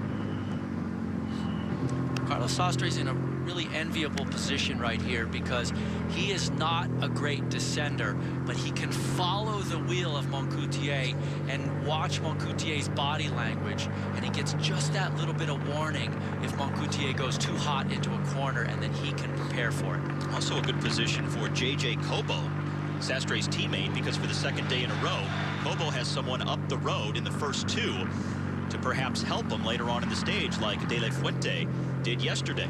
Yeah, a really tough call yesterday by the director of Geox, asking David De La Fuente to sit up and wait for JJ Cobo. And afterwards, I think he was a little disappointed that he did that because he lost any chance at a stage win and really didn't help Cobo out that much. I wonder what they would do today. I know Sastre would love to win on the Angleroo, but they said coming into today's stage that they're riding solely now for JJ Cobo on the general classification. Sastre and Menchov are riding in his service, so if they find themselves in a similar situation, what might they do? Well, yeah, you only know when it presents itself, and it really depends on just so many different circumstances, who they're with, how they're feeling, how Cobo is riding, and you have to put that all into the hopper and then make a decision on the fly. And then because it's so steep there on that final climb, you have to look at Wiggins and see how he is feeling. Because if he looks strong, do you risk it? Or if he's in trouble, then maybe you do go all in and ride for Kobo. That's right. That's right. It just everything, every specific part of every day changes the plan. You have a plan going in, but you have to constantly amend it on the fly as things develop on the road. Sagan still leading on the descent. GC group coming apart somewhat, but you often see this on a high-speed descent off a steep climb. Coutier and Sastre now under 10 seconds up the road, and just about half a dozen kilometers away from the start of the final climb, the Angliru.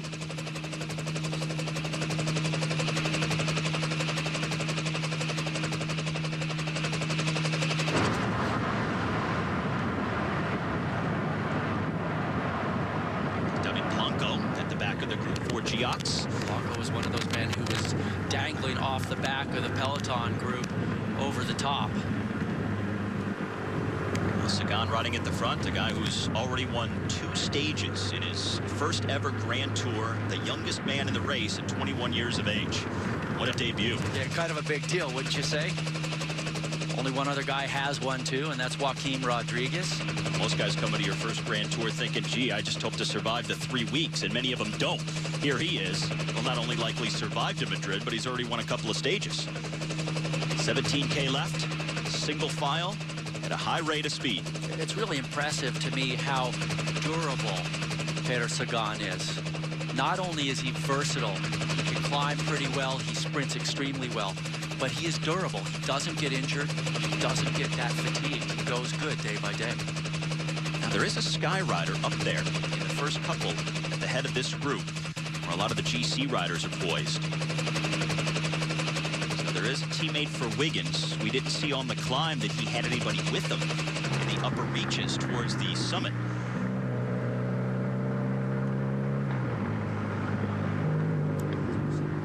Looks like Broussaillan back in front for Movistar. Lost contact near the summit of the climb as Moncoutier and Sastre pulled clear of Dan Martin and Marcio Broussaillan. So now these are the first 4 on the road: Broussaillan, Martin, Sastre, and Moncoutier. None of these guys super high up in the general classification battle. This is more about team dynamics and tactics and the potential for a stage win. Graphic may have been incorrect. That doesn't look like Dan Martin, who's second. Looks like David Moncoutier to me. Dan Martin might be a little ways back there. Martin, I think, third, and Sastre getting gapped off just a little bit. He really is not known for being a kamikaze descender. This is back at the front of that reduced main field. Joaquin Rodriguez, last man in line there in the green jersey. A little bit hard to tell There's which the of red those jersey. are Euskaltel and which is Brad Wiggins, but you did see him. Yeah, caught a glimpse of the red jersey. He does have a teammate ahead of him, though, in that line. As we're back to the front of the stage with Marcio Broussaillan leading the way for Movistar. Broussaillan really attacking this descent as things starting to dry out just a little bit. There's Brad Wiggins, a nice shot of him on the hard left-hand corner. Broussaillan, one of 2 GC leaders for Movistar coming into the race, with Sergio Pardilla being the other. Haven't seen much of Broussaillan until these last couple of days. Now he's at the front with under 15K left to go. So 2 climbs in the bank, but the toughest one coming up, just 3K away from the Angliru summit finish here on stage 15. So incredibly steep.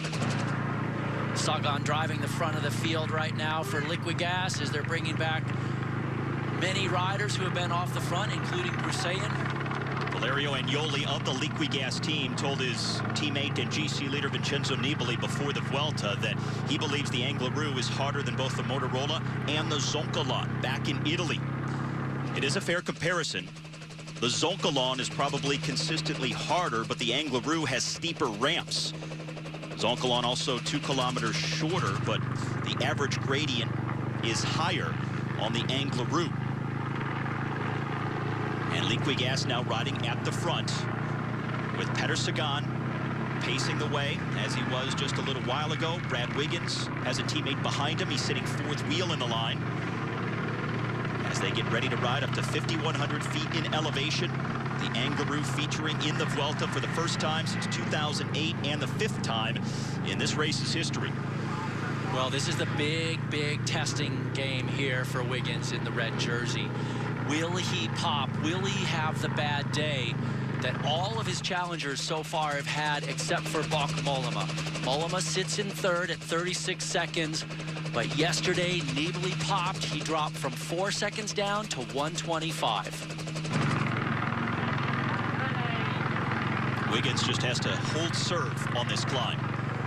And this, the first time they used this climb was back in 1999. Jose Maria Jimenez caught Pavel Tonkov just 1 kilometer from the finish. One of the most thrilling times they've climbed the Angliru. As Chris Anker Sorensen tries to move his way back up here. Jan Bakelants, number 121 for Omega Pharma-Lotto. Carlos Sastre decided he wanted to have another go at it. So he rides by the Peter Sagan-led peloton. So for the 2nd day in a row, Geox has a man near the front of the race. Love seeing this type of riding out of Carlos Sastre. He hasn't had the greatest Vuelta so far, but this shows that he still has some heart left, and he desperately wants to get a big win, and this would be an iconic win for him. He was 5th in this climb when it last featured in this race. Alberto Contador won that year back in 2008. Other winners have featured, as I mentioned, Jose Maria Jimenez in 1999. Gilberto Simoni won in 2000. Roberto Haras in 02. And then Contador most recently in 08. So some big names have taken victory on one of the legendary climbs in the sport of cycling. Well, one of the things you'll notice with all of those riders is they are all gifted or were very gifted, pure climber type of riders. And that's the type of rider that will prevail on a day like this. We have never seen a breakaway where a guy who's not a climbing specialist stays away and wins on this hill. Sastre now just 10 seconds over the field, led by Liquigas. Sada and Bakelants, along with Moncoutier, now at the back of this group. Moncoutier in that polka dot jersey. Moncoutier, I would not be surprised if he packs it a little bit later here and just slips off the back, because getting the top points on this climb is going to be difficult. He already picked up 15 points for the Category 1 that he just won. So save some energy and go in a break another day. Now, cloudy skies, there is a threat of rain, and that's usually the case on the Angliru. They often get rain in this part of the Asturias region. It's Peter Sagan faces Liquigas at the front, just ahead of Wiggins. It's an amazing job by Sagan there. Eros Kopecky 2nd. And Vincenzo Nibali in 3rd. So they have strength in numbers. Nibali said that he thought maybe he didn't eat enough yesterday. It looks like Moncoutier will be slipping out the back here. Getting maximum points at the Category 1, first over the summit a short while ago. His job is done, and he'll sit back here for the final 10.5 kilometers of stage 15. I guess 2002, David Miller crashed 3 different times in the rain on this climb and turned in his number just before the finish line as he blew up in a rage. So not fond memories of the Angliru. Carlos Moreno now popping out to join possibly his Spanish compatriot off the front. So Sastre out front, Carlos Moreno the next to pop free, and then Liquigas, a steady tempo, leading the GC riders at the 10K banner going up to the Angliru. Moreno chasing Sastre, and the field chasing Moreno. This is the man leading the way for Geox. Carlos looks great right now. He's very smooth on the bike. It is a long way to the top yet, but still 8 kilometers. He is rolling. Still just seconds back to this group, with the red jersey sitting 5th wheel, and he's got a teammate in front of him. He's got Rodriguez 2 wheels back.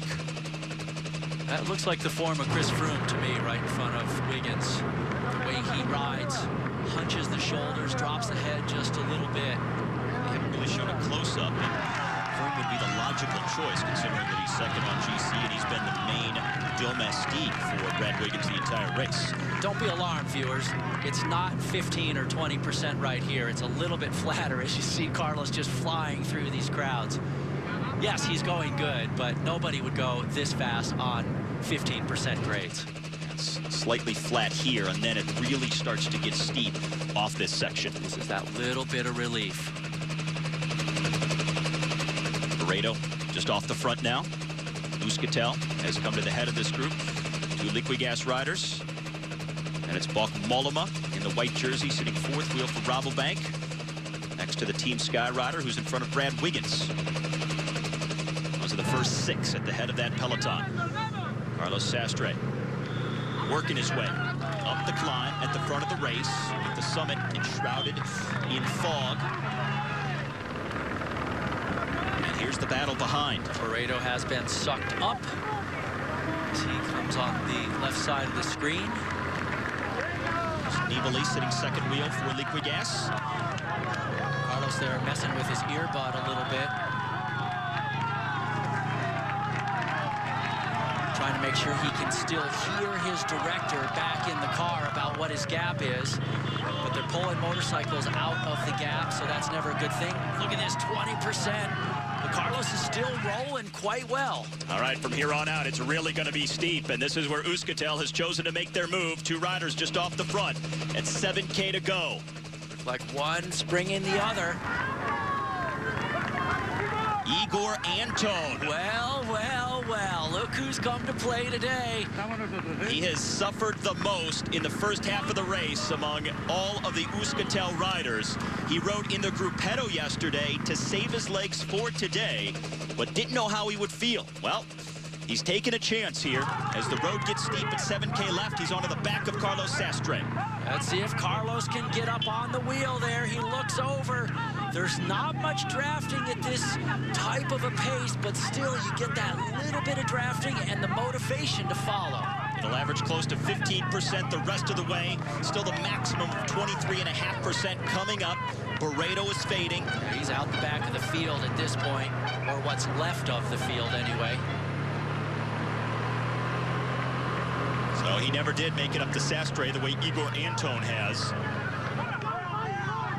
Anton trying to salvage his Vuelta, coming in as maybe the outright race favorite, but from day one struggled on each and every climb, getting shot out the back. But if he can win on the Angleroo, it wouldn't make up for not winning the red jersey, but it would sure be a huge accomplishment winning the biggest single day of the race. Major consolation prize. He won 2 stages last year, was in the jersey when he crashed out about 2 weeks in on what is actually going to be the final summit finish day of this year's Vuelta. De La Fuente, after a big day yesterday, it looks like maybe he has been dropped out of the back of the general classification group. Dan Martin on the move for Garmin Cervelo. Now, Martin said that Anton was the biggest threat for the stage win today, and he's called it right, and now he has to chase him. Well, there you go. If you think that's the biggest threat and you want to win, you better get going.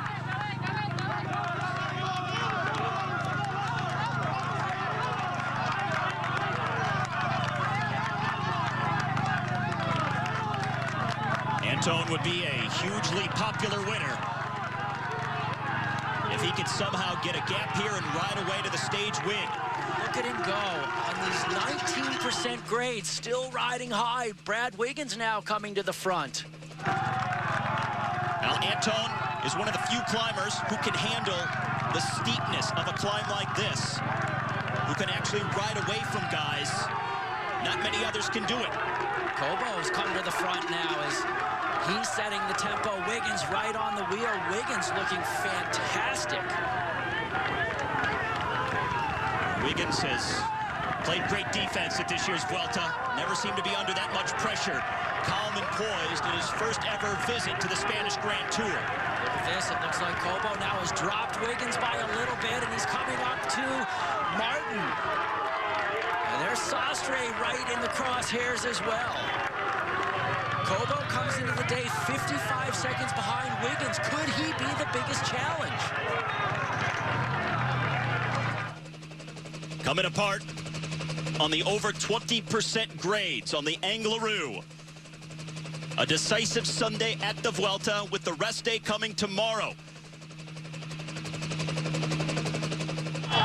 Igor Anton showing some fresh legs and some vitality for the first time at the Vuelta. We said earlier on this climb that many compare it to the Zoncolan in Italy as being one of the toughest in the sport, and earlier this year at the Giro, it was Igor Anton who won on the Zoncolan summit finish. Go figure. The guy's got a knack for winning the hardest stages on the hardest mountains.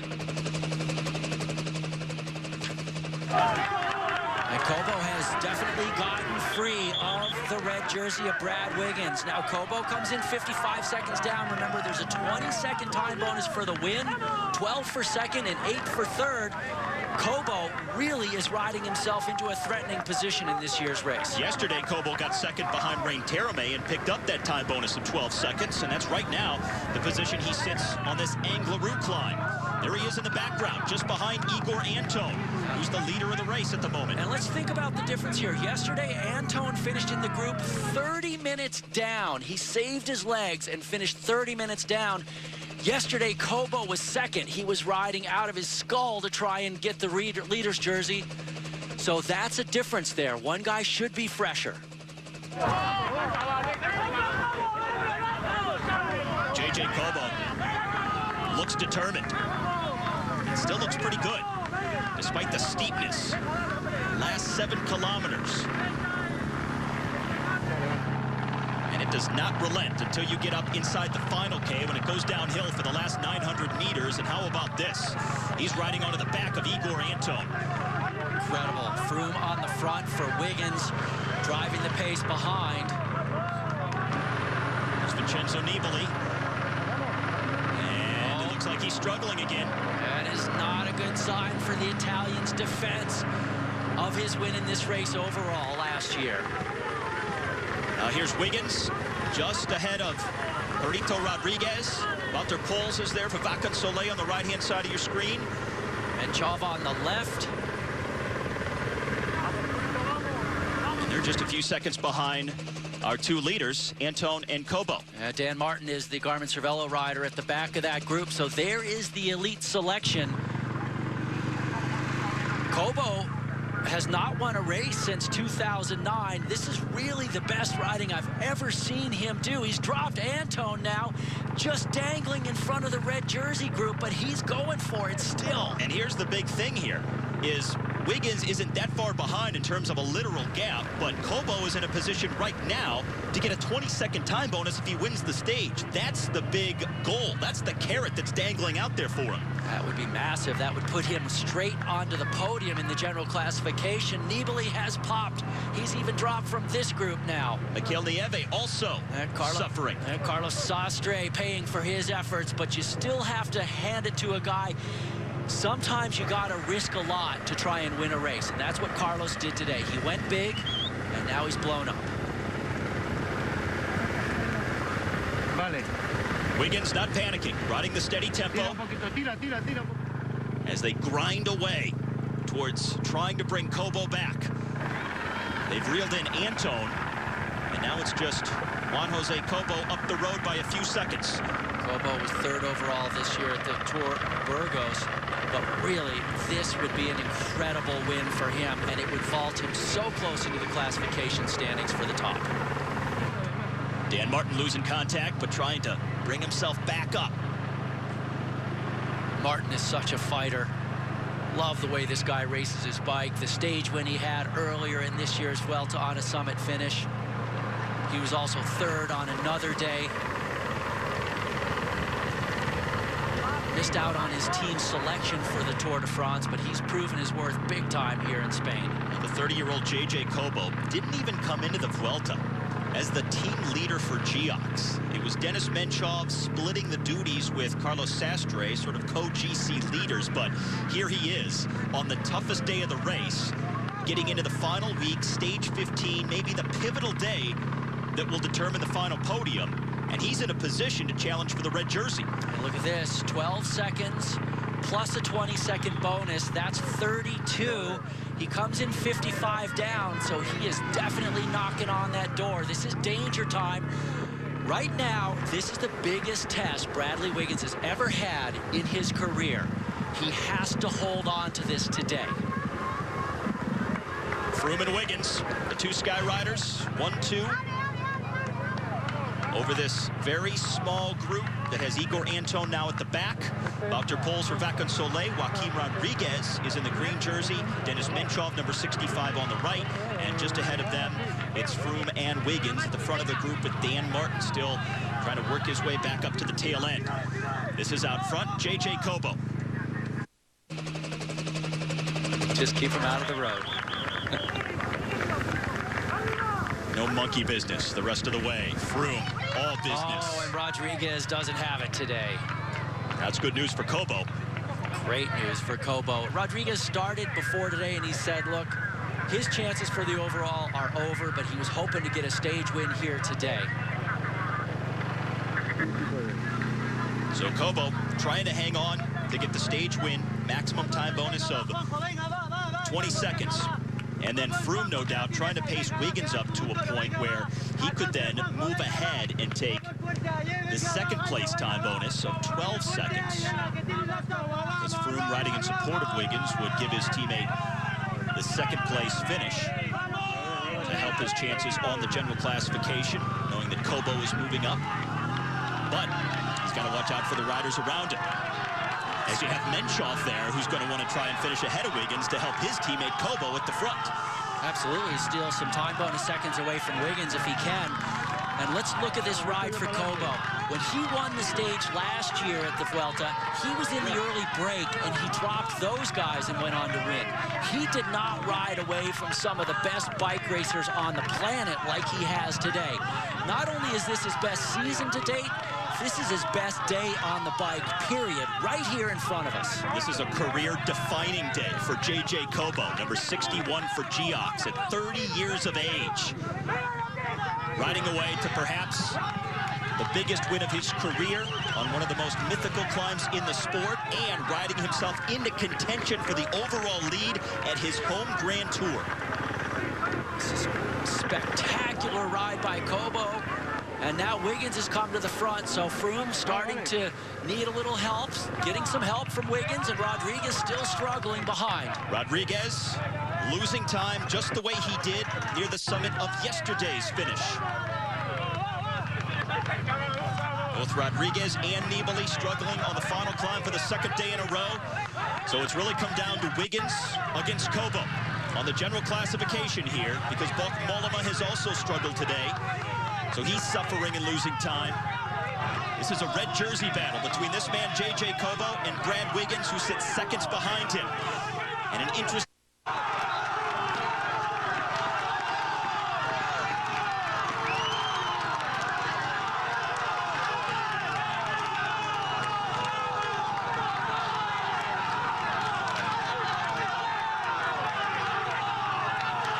goosebump moment for a Spanish climber on the Angleroo, trying to ride into a stage win and perhaps the red jersey. Over 20% for J.J. Cobo. Wiggins trying to do damage control behind and save his lead. And now he's at 23%. This is the steepest part of the climb in the third consecutive brutal day in the mountains. Somehow Chris Froome still there, working for Wiggins at the front. Menchov behind Wiggins, and then Wouter Poels for Vacan Soleil. They're on the steep section of 23.5%.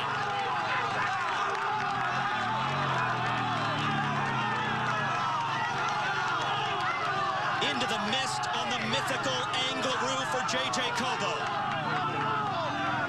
Cobo just having to ride right into the wall of people and hope that nobody catches his handlebars with one of these flags.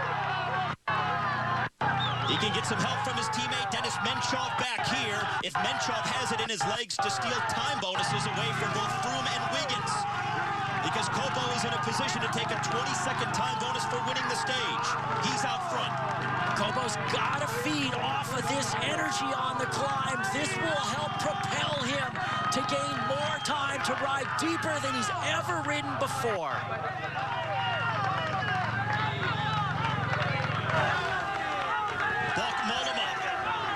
Struggling behind Dan Martin.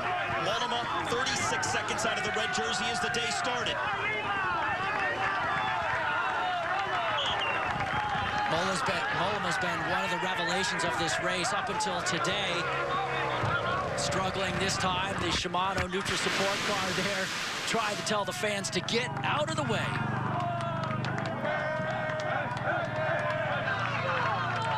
Brad Wiggins trying to save his red jersey after crashing out of the Tour de France with a broken collarbone. Had surgery, rested for a few weeks. This is his first race back, and he's desperately trying to save the red jersey in his first ever appearance at the Vuelta a Espana. But J.J. Cobo, a worthy challenger here on stage 15 and the Angleroo Summit finish. Oh, and Wiggins is cracking. Wiggins is coming off, and Froome is cracked as well. Wow. Froome now fighting back to help his leader to pace him. Wiggins on the ropes. The top two on the GC, Wiggins in red. His teammate Froome ahead of him. But they're both struggling now as J.J. Cobo is still out front.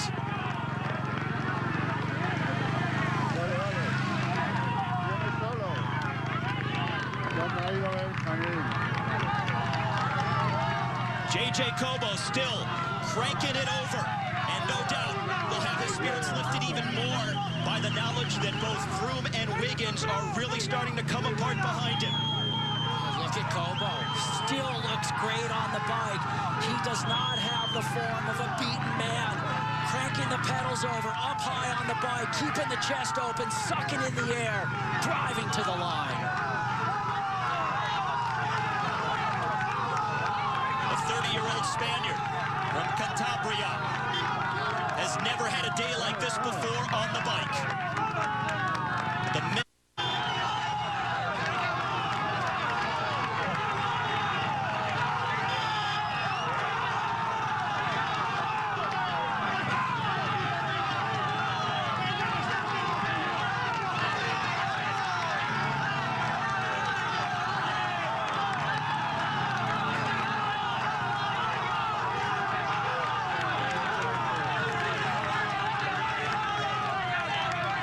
For a Spaniard, this is as good as it gets. J.J. Cobo riding away with the stage into a 20-second time bonus.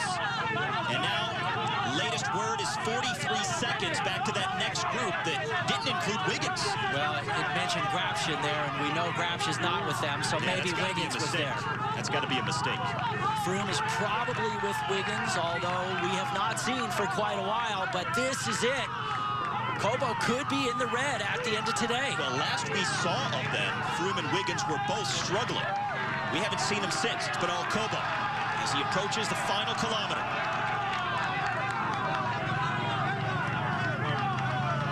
So 43 seconds back to that next group. Doesn't matter where Wiggins is.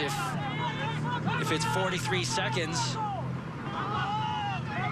What a back-to-back day of summit finishes for J.J. Cobo. Again, started yesterday in 7th position, a minute and a half behind Brad Wiggins.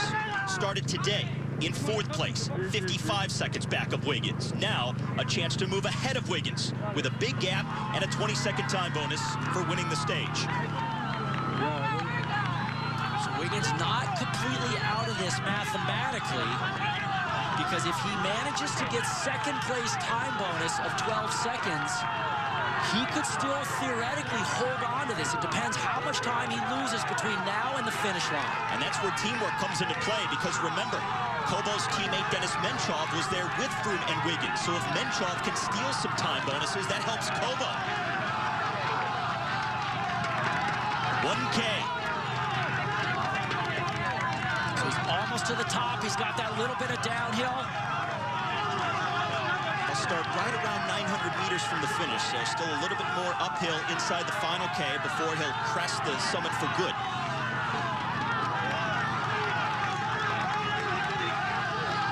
Now he's riding away to the stage win, but can Brad Wiggins do damage control behind him?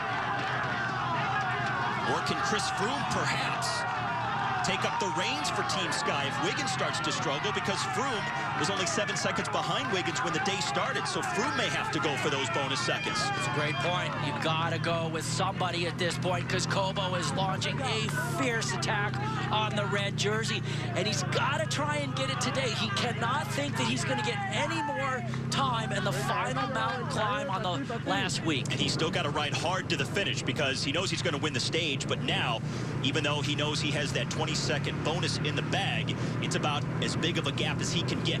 Every single second makes a difference. Stage number 17 is the final summit finish, but this is the big day here for Cobo. Rest day coming tomorrow. Will he enjoy it in red? That's the question. He's got to attack it over the top of this climb, get up to speed very quickly, zipping up that jersey to be a little bit more aero. He's got to dig really hard right now. Over a minute now. If that's correct, he has got it. It's in the bag. This would be your new race overall leader. Well, we have not seen Wiggins, Froome, and the rest of that group for quite a while. Last we saw, they were both struggling, Froome and Wiggins. As J.J. Cobo, the 30-year-old, who's finished in the top 10 of the overall and also won a stage of the Vuelta in the past, is riding into the biggest day of his career by a long shot. He wins on the legendary Angleroo and maybe rides into the overall race lead. We now wait and see. Talk about a massive day for Juan Jose Cobo. Only one previous Grand Tour stage win ever, and that was in this very Vuelta a Espana a year ago, but it was nothing like today. Remember, Cobo, 55 seconds behind Wiggins when the day started. Here comes the next group. Froome is here, but no Brad Wiggins. Wouter Poels is leading them for Vaca Soleil. Menchov moving in front of Froome. He's going to try and take the third-place time bonus away from Froome, which will help his teammate J.J. Cobo, and it looks like he's got it. Very cagey move there by the Russian on the Geox team. So Poels, fourth yesterday, second today. Menchov third, no time bonus for Froome. And now where's Wiggins? Here he comes. And 48 seconds unofficially the gap there. Wiggins followed by Igor Anton. Over a minute back, and it's gone. J.J. Cobo is the new leader of the Vuelta a Espana. Wiggins cracked so late in this climb. He looked so good yesterday, but today just could not match all that was thrown at him. Wiggins looked good on almost every climb we've seen so far at the Vuelta, but all it takes is that one day, that one climb to lose it all. Now Joaquin Rodriguez coming in with Bok Mollema. So four riders crossover, and we have a new leader after 15 days of the Vuelta a Espana. It's J.J. Cobo of Geox, and we're back with the post-race report presented by SRAM right after this. But J.J. Cobo, after that attack, never looked back and was never threatened as he rode away to the stage win, a big gap, and a time bonus that puts him into the red jersey. His second Grand Tour stage victory, but the first time he's led the general classification. A massive ride for him. J.J. Cobo, the Spaniard for Geox. How's that for a celebration? Wins on the Angleroo, and he'll put classification after the Angleroo and stage 15. J.J. Cobo, the unlikely leader for Geox, now by 20 seconds over Chris Froome, who holds on to second place, but now he's the best placed Team Sky rider, ahead of his teammate Brad Wiggins, who drops to 46 seconds back. Only two riders inside a minute of the leader. Bok Mollema drops to a minute and a half back. And other guys beyond that, over 2 minutes behind J.J. Cobo. And there he is on the stage winner's podium at the top of the Angleroo. Not the average podium that they have up on the top of the mountain. Normally it's a massive production, but this is such a wicked mountain, they couldn't get the big one up there. I'll strip it down. Cobo does not care. This is a massive, massive win for him. 2 years ago in the Vuelta, he abandoned in stage 9, crying in the team car, bitterly disappointed. Last year he won a stage. Today, he went way bigger than that. So often this race is about revelations. Riders you don't hear much about, all of a sudden emerging onto the big stage to do big things. But typically it's young riders, guys in their early 20s, who all of a sudden make a name for themselves and then go on to greater things in their career. But Cobo is 30 years old, and he's been around a while. And here he is, getting that same sort of revealing type of performance, but just later in his career. A surprising leader emerges at the outset of the last week of the season's final Grand Tour. The 30-year-old Spaniard J.J. Cobo winning on the fabled Angleroo Summit at the end of stage 15 and pulling on the red jersey of the Vuelta a Espana overall leader for the first time in his career. Few chances with no categorized climbs, as today the course moves basically west to east across the plains of northern Spain, and a pretty long stage, one of only two at this year's Vuelta over 200 kilometers. Anytime you're looking at a 127-mile day, it doesn't matter if it's flat. If they happen to get crosswinds, it will be very hard. The prevailing winds so far do not seem to be crosswinds, so that's to the rider's benefit, but the sprinters will want to make this one a big bunch finish. J.J. Cobo is the star attraction now for the Geox team, riding in red for the first time, and this was in the start town of Villabomano earlier today under sunny skies with pleasant temperatures in the low 70s. And Cobo's mom Maribel has come out to watch the race, and she will see if her son can hold the red jersey all the way to Madrid in the final week of the Vuelta a España. So we're underway with stage 16. We'll pick up the live racing when we come back on Universal Sports. J.J. Cobo in an unfamiliar position, wearing the red jersey of overall race leader at a Grand Tour, and riding for this Geox team that also has never been in this position to defend at a Grand Tour. They've had somewhat of an unsettling season. Were not invited to the Tour de France, failed to meet expectations at the Giro. It was a quiet summer leading up to the Vuelta, and then ironically enough, it was going to be Menchov and Sastre sharing the GC leadership coming into the Vuelta. However, it's been the surprise of the race, Cobo, who is now their main man going into the final week. And here is our three-man breakaway on stage 16. Two Andalusia riders, Jesus Rosendo and Antonio Cabello, along with the Frenchman for Cofidis, Julien Fouchard. They have a lead of a little over 4 minutes right now. The largest lead that they've enjoyed is right around 8 minutes.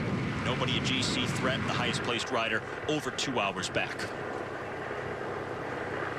This is a perfect scenario for the Geox team and of the overall race leader, because with only 3 guys off the front, first of all, it's not a lot of horsepower. Second of all, those guys are all way down in the general classification. They can suck up all the intermediate time bonus sprints, and they can also potentially suck up the other teams if the sprinters don't bring them back. So it's an easy day for Juan Jose Cobo to sit in the field and rest for tomorrow. And you cannot minimize the importance of the time bonuses at this race. That is really the reason that J.J. Cobo has the lead over the course of these first 2 weeks. Cobo has 40 seconds of time bonuses, while neither Brad Wiggins or Chris Froome have any time bonuses. They're on their actual times. And now Fouchard getting a little bit of a gap here on the descent over the two Andalusia riders. Interesting to see Fouchard in the break once again. Also Jesus Rosendo. 2 of these 3 riders have been in multiple breaks. In fact, they've been in multiple breaks together over the course of the first couple of weeks of bike racing. Some guys just keep going for these moves. Here's our Road ID stage profile on the road to Haro today, just inside of 204 kilometers, and now almost the last 70K are largely downhill. A very interesting profile, one you don't often see at a Grand Tour. And for J.J. Cobo, perfect kind of day to be wearing red for the first time, coming off the rest day, so you can recharge, and then you don't have to really fight to hold the jersey the day off the rest day. You know it's probably going to end in a full field sprint or maybe a modified field sprint. So a good scenario as he begins his defense of the red jersey and hopes to hold it throughout the final week.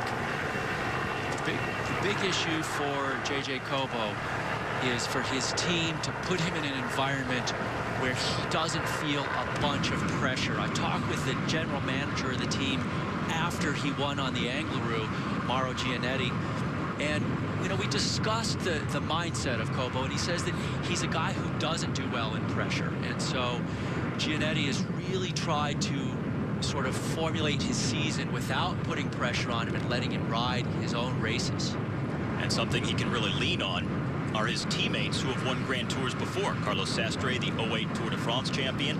Dennis Menchal, the two-time winner of this Vuelta a Espana. And it really works out in his favor, the fact that no other team at this year's Vuelta a Espana has more Grand Tour riders on the roster here than Geox. Yeah, and look at how well they rode on the Angleroo. First of all, Sastre went on the attack early on the climb and basically forced the other guys to chase them. When they caught him, then Menchal followed. He made all the selections, and he took the final time bonus away from Chris Froome. So it was a perfect job by the team. They've really started to shine in the last 5 days of this bike race. Froome, for one, was lamenting the fact that the time bonuses have really killed both him and Wiggins. Says he doesn't really think that time bonuses have a place in a race like this, but at the same time he says that, hey, we all knew they were out there when the race started, so it's a level playing field. And it's ironic to note that the lead for Kobo over Froome from first to second is exactly the bonus time that he got for winning on the Angleroo, 20 seconds. Yeah, it is very interesting to note that. And Steve, I can relate to what Froome was saying, because I was a climbing stage racing rider myself, not known for my sprint. And guys that are like that, they don't like time bonuses. But other guys that are trying to get time back over the climbers, or the guys that are better time trialists, they embrace the time bonuses. So it just depends on the type of rider you are. And as Froome said, they know going into the race what the time bonus situation is, and they have to ride the race accordingly. Well, with a field sprint likely today, one sprinter who will not feature is Tom Bonin. He is pulled out of the race, was involved in that crash prior to the climb up the Angleroo on stage 15, and has pulled out with a broken hand. And that's sort of an interesting twist, because he was dealing with a very delicate and painful injury to his midsection throughout the race, but was riding with that. However, the broken hand is what ultimately takes him out of the race, and now his chances for the upcoming World Championships are also seriously compromised. Bonin's really had a tough year. He won at Wevelgem, one of the big classics early in the season, then ended up crashing out of Paris-Roubaix, crashed out of the Tour de France. Now he's crashed out of the Vuelta. So under 60K for our three leaders, who have a margin of just over 4 minutes on a very lovely Tuesday in northern Spain as they roll towards the winemaking region of Haro on stage 16. Looking down on the field on a largely flat Tuesday at the Vuelta a Espana, stage 16, coming off the second rest day of the race. Trailing a three-man breakaway by 4 minutes, 25 seconds, and down just under 60 kilometers left to go on the stage. Now Fouchard has been in more than one breakaway at this year's race, riding in his first Vuelta, his second Grand Tour overall after finishing just outside the top 100 at the Giro d'Italia last year. And the two Andalusia riders, both young ones, including Antonio Cabello, at just 21, first-year pro in his first Vuelta. Second youngest rider in the race to Peter Sagan of Liquigas, who's already won 2 stages and could go for the treble here today on a stage that could suit him. It's a very suitable stage for Sagan, although he's actually probably even better on a day that's a little bit harder than this. So there may be more guys with fresh legs that come to the finish line with him, and we'll see if they have any more pop this time around.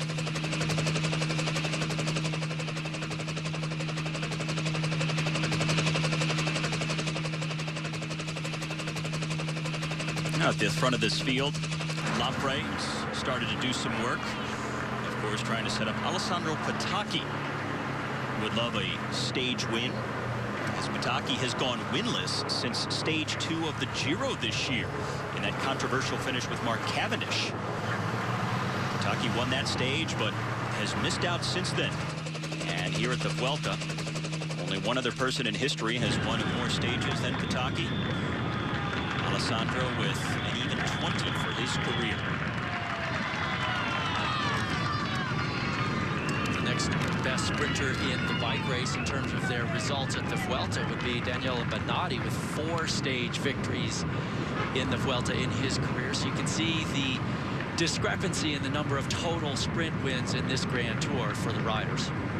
Problem for Pataki and some of the other sprinters is the fact that there's not many people left to lead them out, and they didn't necessarily come to the Vuelta with their traditional lead-out train. So it's an atypical type of setup for the sprint as a result, as Sylvain Chavanel is back with his team car. Looks like maybe the medicals car actually there. And I don't see any evidence of crash.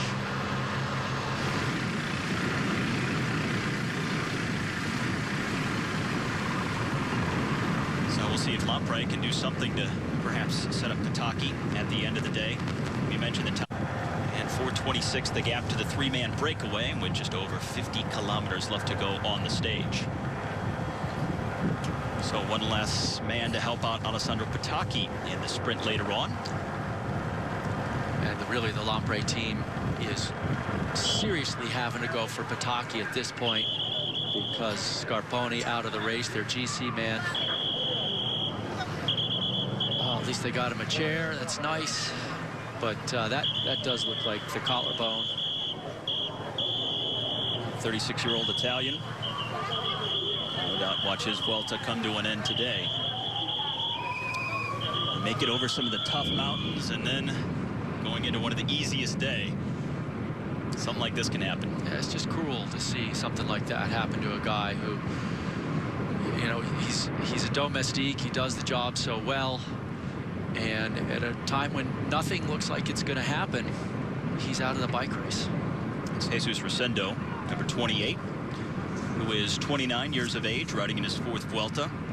Won his first ever stage race earlier this March in Trinidad. And his teammate coming up alongside Antonio Cabello, riding in his first Vuelta as a first-year pro. And the man leading them both, Julien Fouchard, the Frenchman from Cofidis, in his first Vuelta a Espana at the age of 25.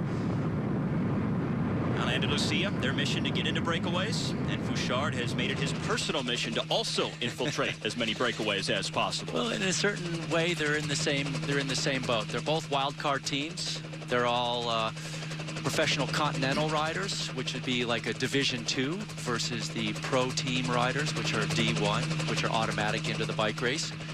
So those teams have put guys in the moves virtually every day, especially if it's not super mountainous. Garmin Cervelo, Saxo Bank, Geox, AG2R among the teams at the front. Everybody licking their chops for one of the few sprint opportunities in this three-man group that at one point had a lead of right around 8 minutes. They're seeing their time dwindle. Well, they're certainly riding extremely hard. You can see the little gaps between each guy's bike as Fouchard closing down there right at the end to Rosendo. But definitely these guys all in on this move. They know this is their only chance if they get caught, and in fact more likely when they get caught, they will not have any snap left to participate in a field sprint. And the pace has been very high for just about the last half hour or so. At times touching almost 80 kilometers per hour, still at 60k an hour right here. I have a strong suspicion that actually right before we came to see these guys, there had been an attack and Fouchard was closing it down. And that's why there was that little gap between him and the other rider, because he didn't take much of a pull there. AG2R now has come to the front. Lloyd Mondori, the Frenchman, is their top sprinter. Summer in there for Garmin Cervelo, riding for most likely Heinrich Hausler. JJ Hayedo for Saxo Bank. He has a teammate up there. Of course, Leopard Trek will try to put Daniele Bonatti in a proper position. Geox just riding at the front to keep the red jersey safe. Geox also leading the team classification as well, so it's a double bonus for them to have the red jersey and the team lead at the Vuelta. Oh, and here's an attack coming. One of the Andalusia riders. Yeah, they're really fighting it out at this point right now, and this is not the way for these guys to stay away. Sure, it's an opportunity for an Andalusia guy to get most aggressive. It's Jesus Rosendo after Antonio Cabello set him up, and then Rosendo launched the attack from the back. Rosendo was the man that we saw just getting closed down by Fouchard moments ago. But if you keep attacking one guy, eventually he's going to pop on a flat road like this. breakaways have not had much luck here at the Vuelta on the few flat stages that they have had. Sprinters teams have been very focused on bringing everything back, and they haven't missed it very much. Now down to just 116 to the field. We've seen in Grand Tours in the past that wind can cause splits in the field. It can cause crashes. It can be just as disruptive as hills and big steep climbs in some cases. And in some cases at the top of the standings, crosswinds are actually more of a factor than summit finishes can be. 20K for Rosendo now. Yeah, he's going to start feeling it real quick here, trying to ride at 30 miles an hour by himself without having the benefit of guys to draft with.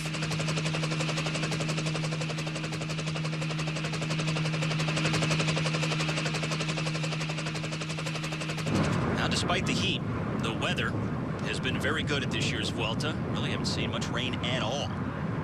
Largely sunny skies. In the last few weeks of summer, the heat has relented for the last several days, so relatively pleasant riding conditions. And Rosendo trying to get into the time trial position for as long as possible now. And inside of 20K left and just over a minute back to the field. It's coming hard. Yeah, just hanging his hands over the top of his bars there in the center, blocking that pocket in front of the body to be more aero. 107.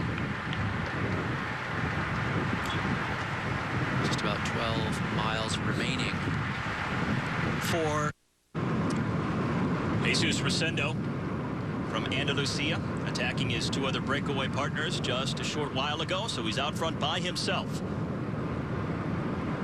And there's a crash behind him in the field, a pileup. And they're moving Saxo pretty Bank good. Radio Shack, Liquigas, Andalusia, and Rodriguez. Joaquin Rodriguez in the green jersey was involved as Rosendo comes up on 15K left. Rodriguez had at least one Katusha teammate in there with him as well. Rabobank and AG2R. Shinsky is in there, the Katusha Belarusian national champion. And Rodriguez had been riding near the front of the field for a while, so even though he's pretty much out of the GC picture at over 5 minutes back, he was trying to stay safe, and it just goes to show you with the wind and even on a flat stage, these things can happen. Well, Rodriguez has said the big goal has got to be the points jersey. And Rodriguez is still leading that classification with a 15-point advantage over Sagan. But that Saxo Bank rider did not look too good. Field just going through the 15K banner, so they are now inside of a minute back of Rosendo. And we saw Tom Bonin in a crash a couple of days ago, and he broke his hand, had to pull out of the Vuelta. One of the many sprinters who have abandoned throughout the course of this race. And just outside of 15K from the finish of today's stage, another big crash. Rafał Majka of the Saxo Bank team really looks like he's gotten the worst of it. Two Polish riders they've brought to this final Grand Tour of the season for that Danish squad. 29-year-old Spaniard Jesus Rosendo running in his fourth Vuelta. Pushes on out front, but the lead, as you can see, down to almost half a minute with 13.5K left to go. Barely moving here. He's really slowing it up.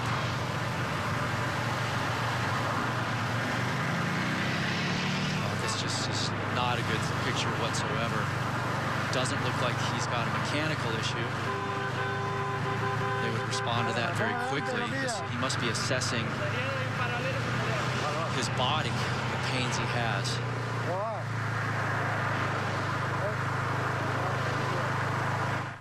Now let's take another look here.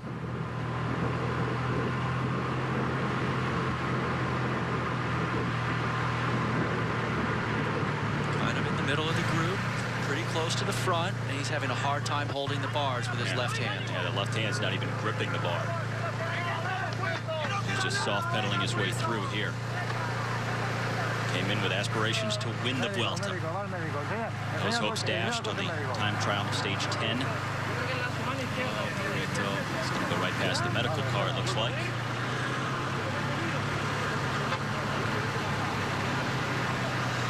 Now let's slow up to let them have a look at the left arm.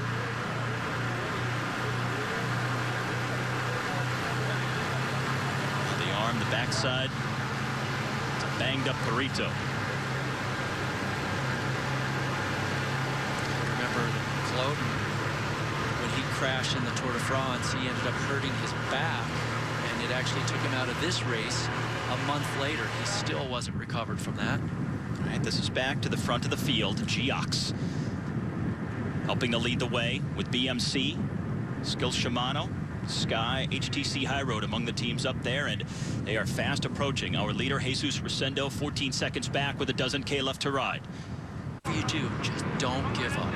Except Ben Marco, when he crashed into the ravine a few days ago, he said he spent the next 2 hours crying on his bike as Rosendo is now swept up by the charging peloton. And check this out, they are flying. They're about to run into the back of him as they fly into this intermediate sprint. And this is the Giox rider going for those time bonuses. So they're trying to preserve the time bonuses for JJ Cobo's GC lead. That's what that sprint was about for Giox out front. Looks like a Giox rider did pick up the 6 seconds. May have been a Leopard rider in second, but the way the shadows are, I can't see the faces. Leopard now out front, but Giox made that a little tactical play to take time bonuses and keep JJ Cobo well positioned at the top of the general classification. And this is the action way behind. 3 Katusha riders. Everybody wondering just how badly beat up Joaquin Rodriguez is after that crash. And we'll come back for the finish of stage 16 inside a 10K right after this. Sometimes, yeah, and sometimes one of the difficult things about timing your sprint this deep into a hard Grand Tour is having enough left. The fatigue builds up, and sometimes you miscalculate the timing of it. HTC High Road on the front now for most likely Lee Howard, their Australian fast man. But that's right, Steven, the later in the race you are, maybe you have to start your sprint 20 meters later because you can't maintain that high effort as long. When you're mentally tired, sometimes it hampers a clear thinking process, your decision making, because it all happens just so quickly.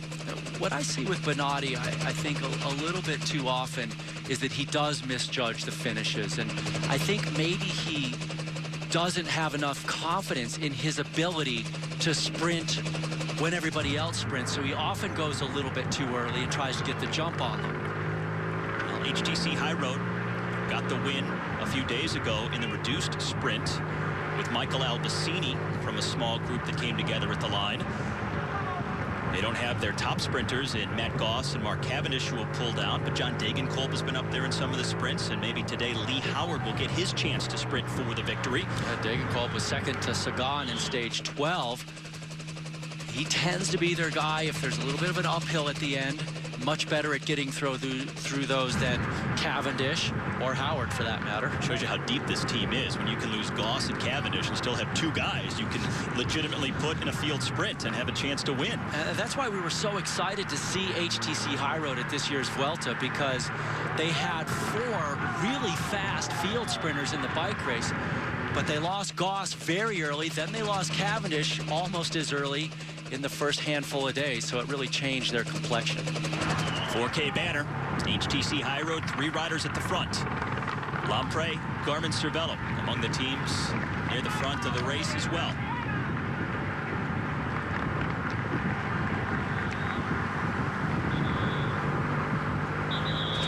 Now, HTC High Road has done their part, doing the work in the final kilometers of these sprint stages so far at the Vuelta. They've come to the front in the final 10K just about each and every time that it looked likely to end in a field sprint.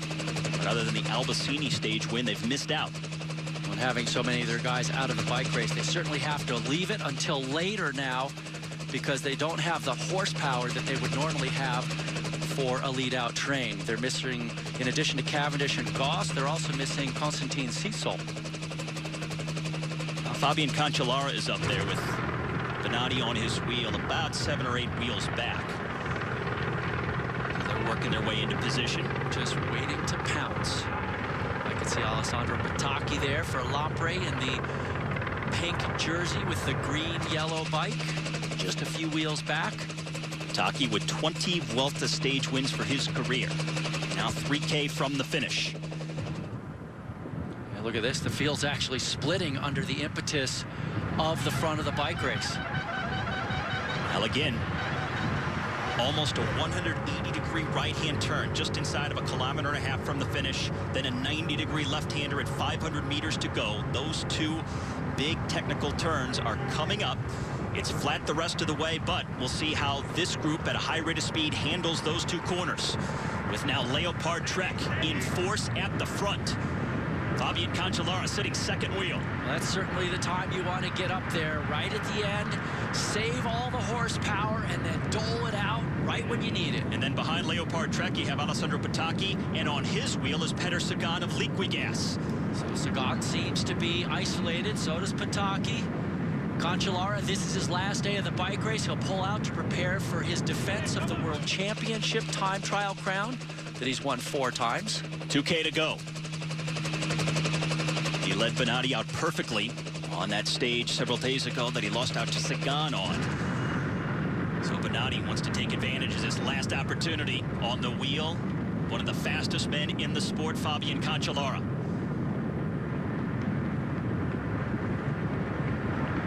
Now Fabian Cancellara at the front, leading the whole peloton here as those turns are coming up shortly. Cancellara over 36 miles an hour on the front of the group. That's why it's so incredibly hard to move up. Sagan on the right, out in the wind a little bit. It's that first big right-hand turn. So Benatti is up there. Also Sagan, Patacchi, Lloyd Monderi of AG2R, JJ Hayedo of Saxo Bank was also represented. Just about 1.5 kilometers left to go. Cancellara still setting the furious tempo. Vicente Reyes is moving up for Omega Formulado. Heinrich Hausler for Garmin Cervelo. There's the red kite. 1K left to go and one more left-hand turn coming. Single file with Cancellara at the front. Now he swings off. Still 3 Leopard Trek riders on the front. They're doing it just right here. Here's the turn. Leopard Trek trying to set up Benatti with 500 meters left to go.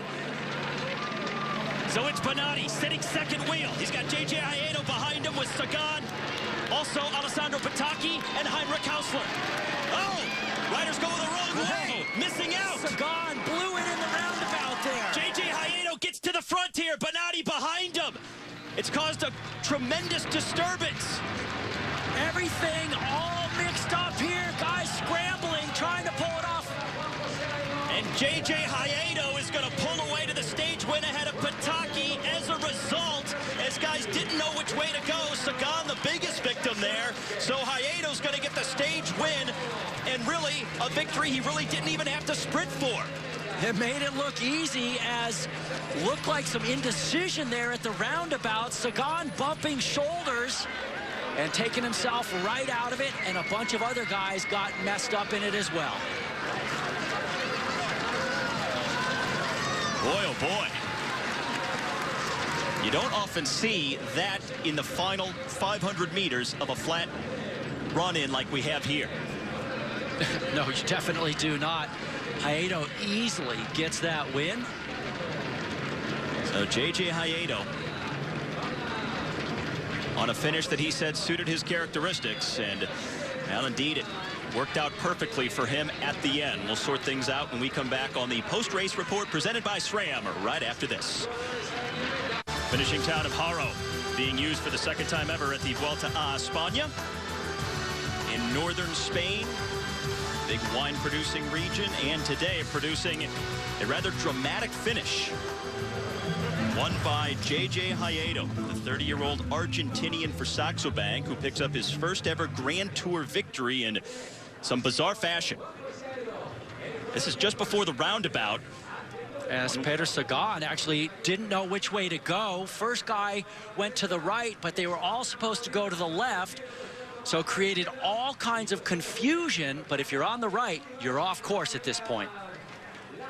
And that allowed J.J. Hayedo, who was positioned in the front 6 there, to make it a relatively routine win ahead of Alessandro Patacchi, who came across second.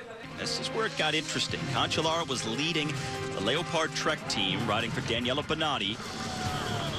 He pulled off, and then they had those 2 big turns inside the final K, and it was one last turn coming up here that really caused the chaos. They were just supposed to sort of skirt around the left side of the roundabout.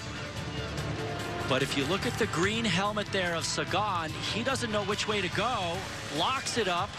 Well, it was the Leopard Trek rider who was in front of Sagan who initially went the wrong way, and I think Sagan followed him. Yeah, I think you're right, actually. He tried not to overlap the wheel. Hayedo pops out uncontested here. Patacchi and Bonatti behind. J.J. Hayedo a much more comfortable win than he probably envisioned. So Hayedo, who also won a stage at Tirreno Adriatico earlier this year, but gets his first ever Grand Tour stage victory on stage 16 here at the Vuelta. Made it look easy, and we could certainly bet that it wouldn't have been that easy had there not been that confusion at the end of the race, but he played it just right. So J.J. Hayedo, the 30-year-old Argentinian, gets the victory ahead of Alessandro Patacchi on stage 16.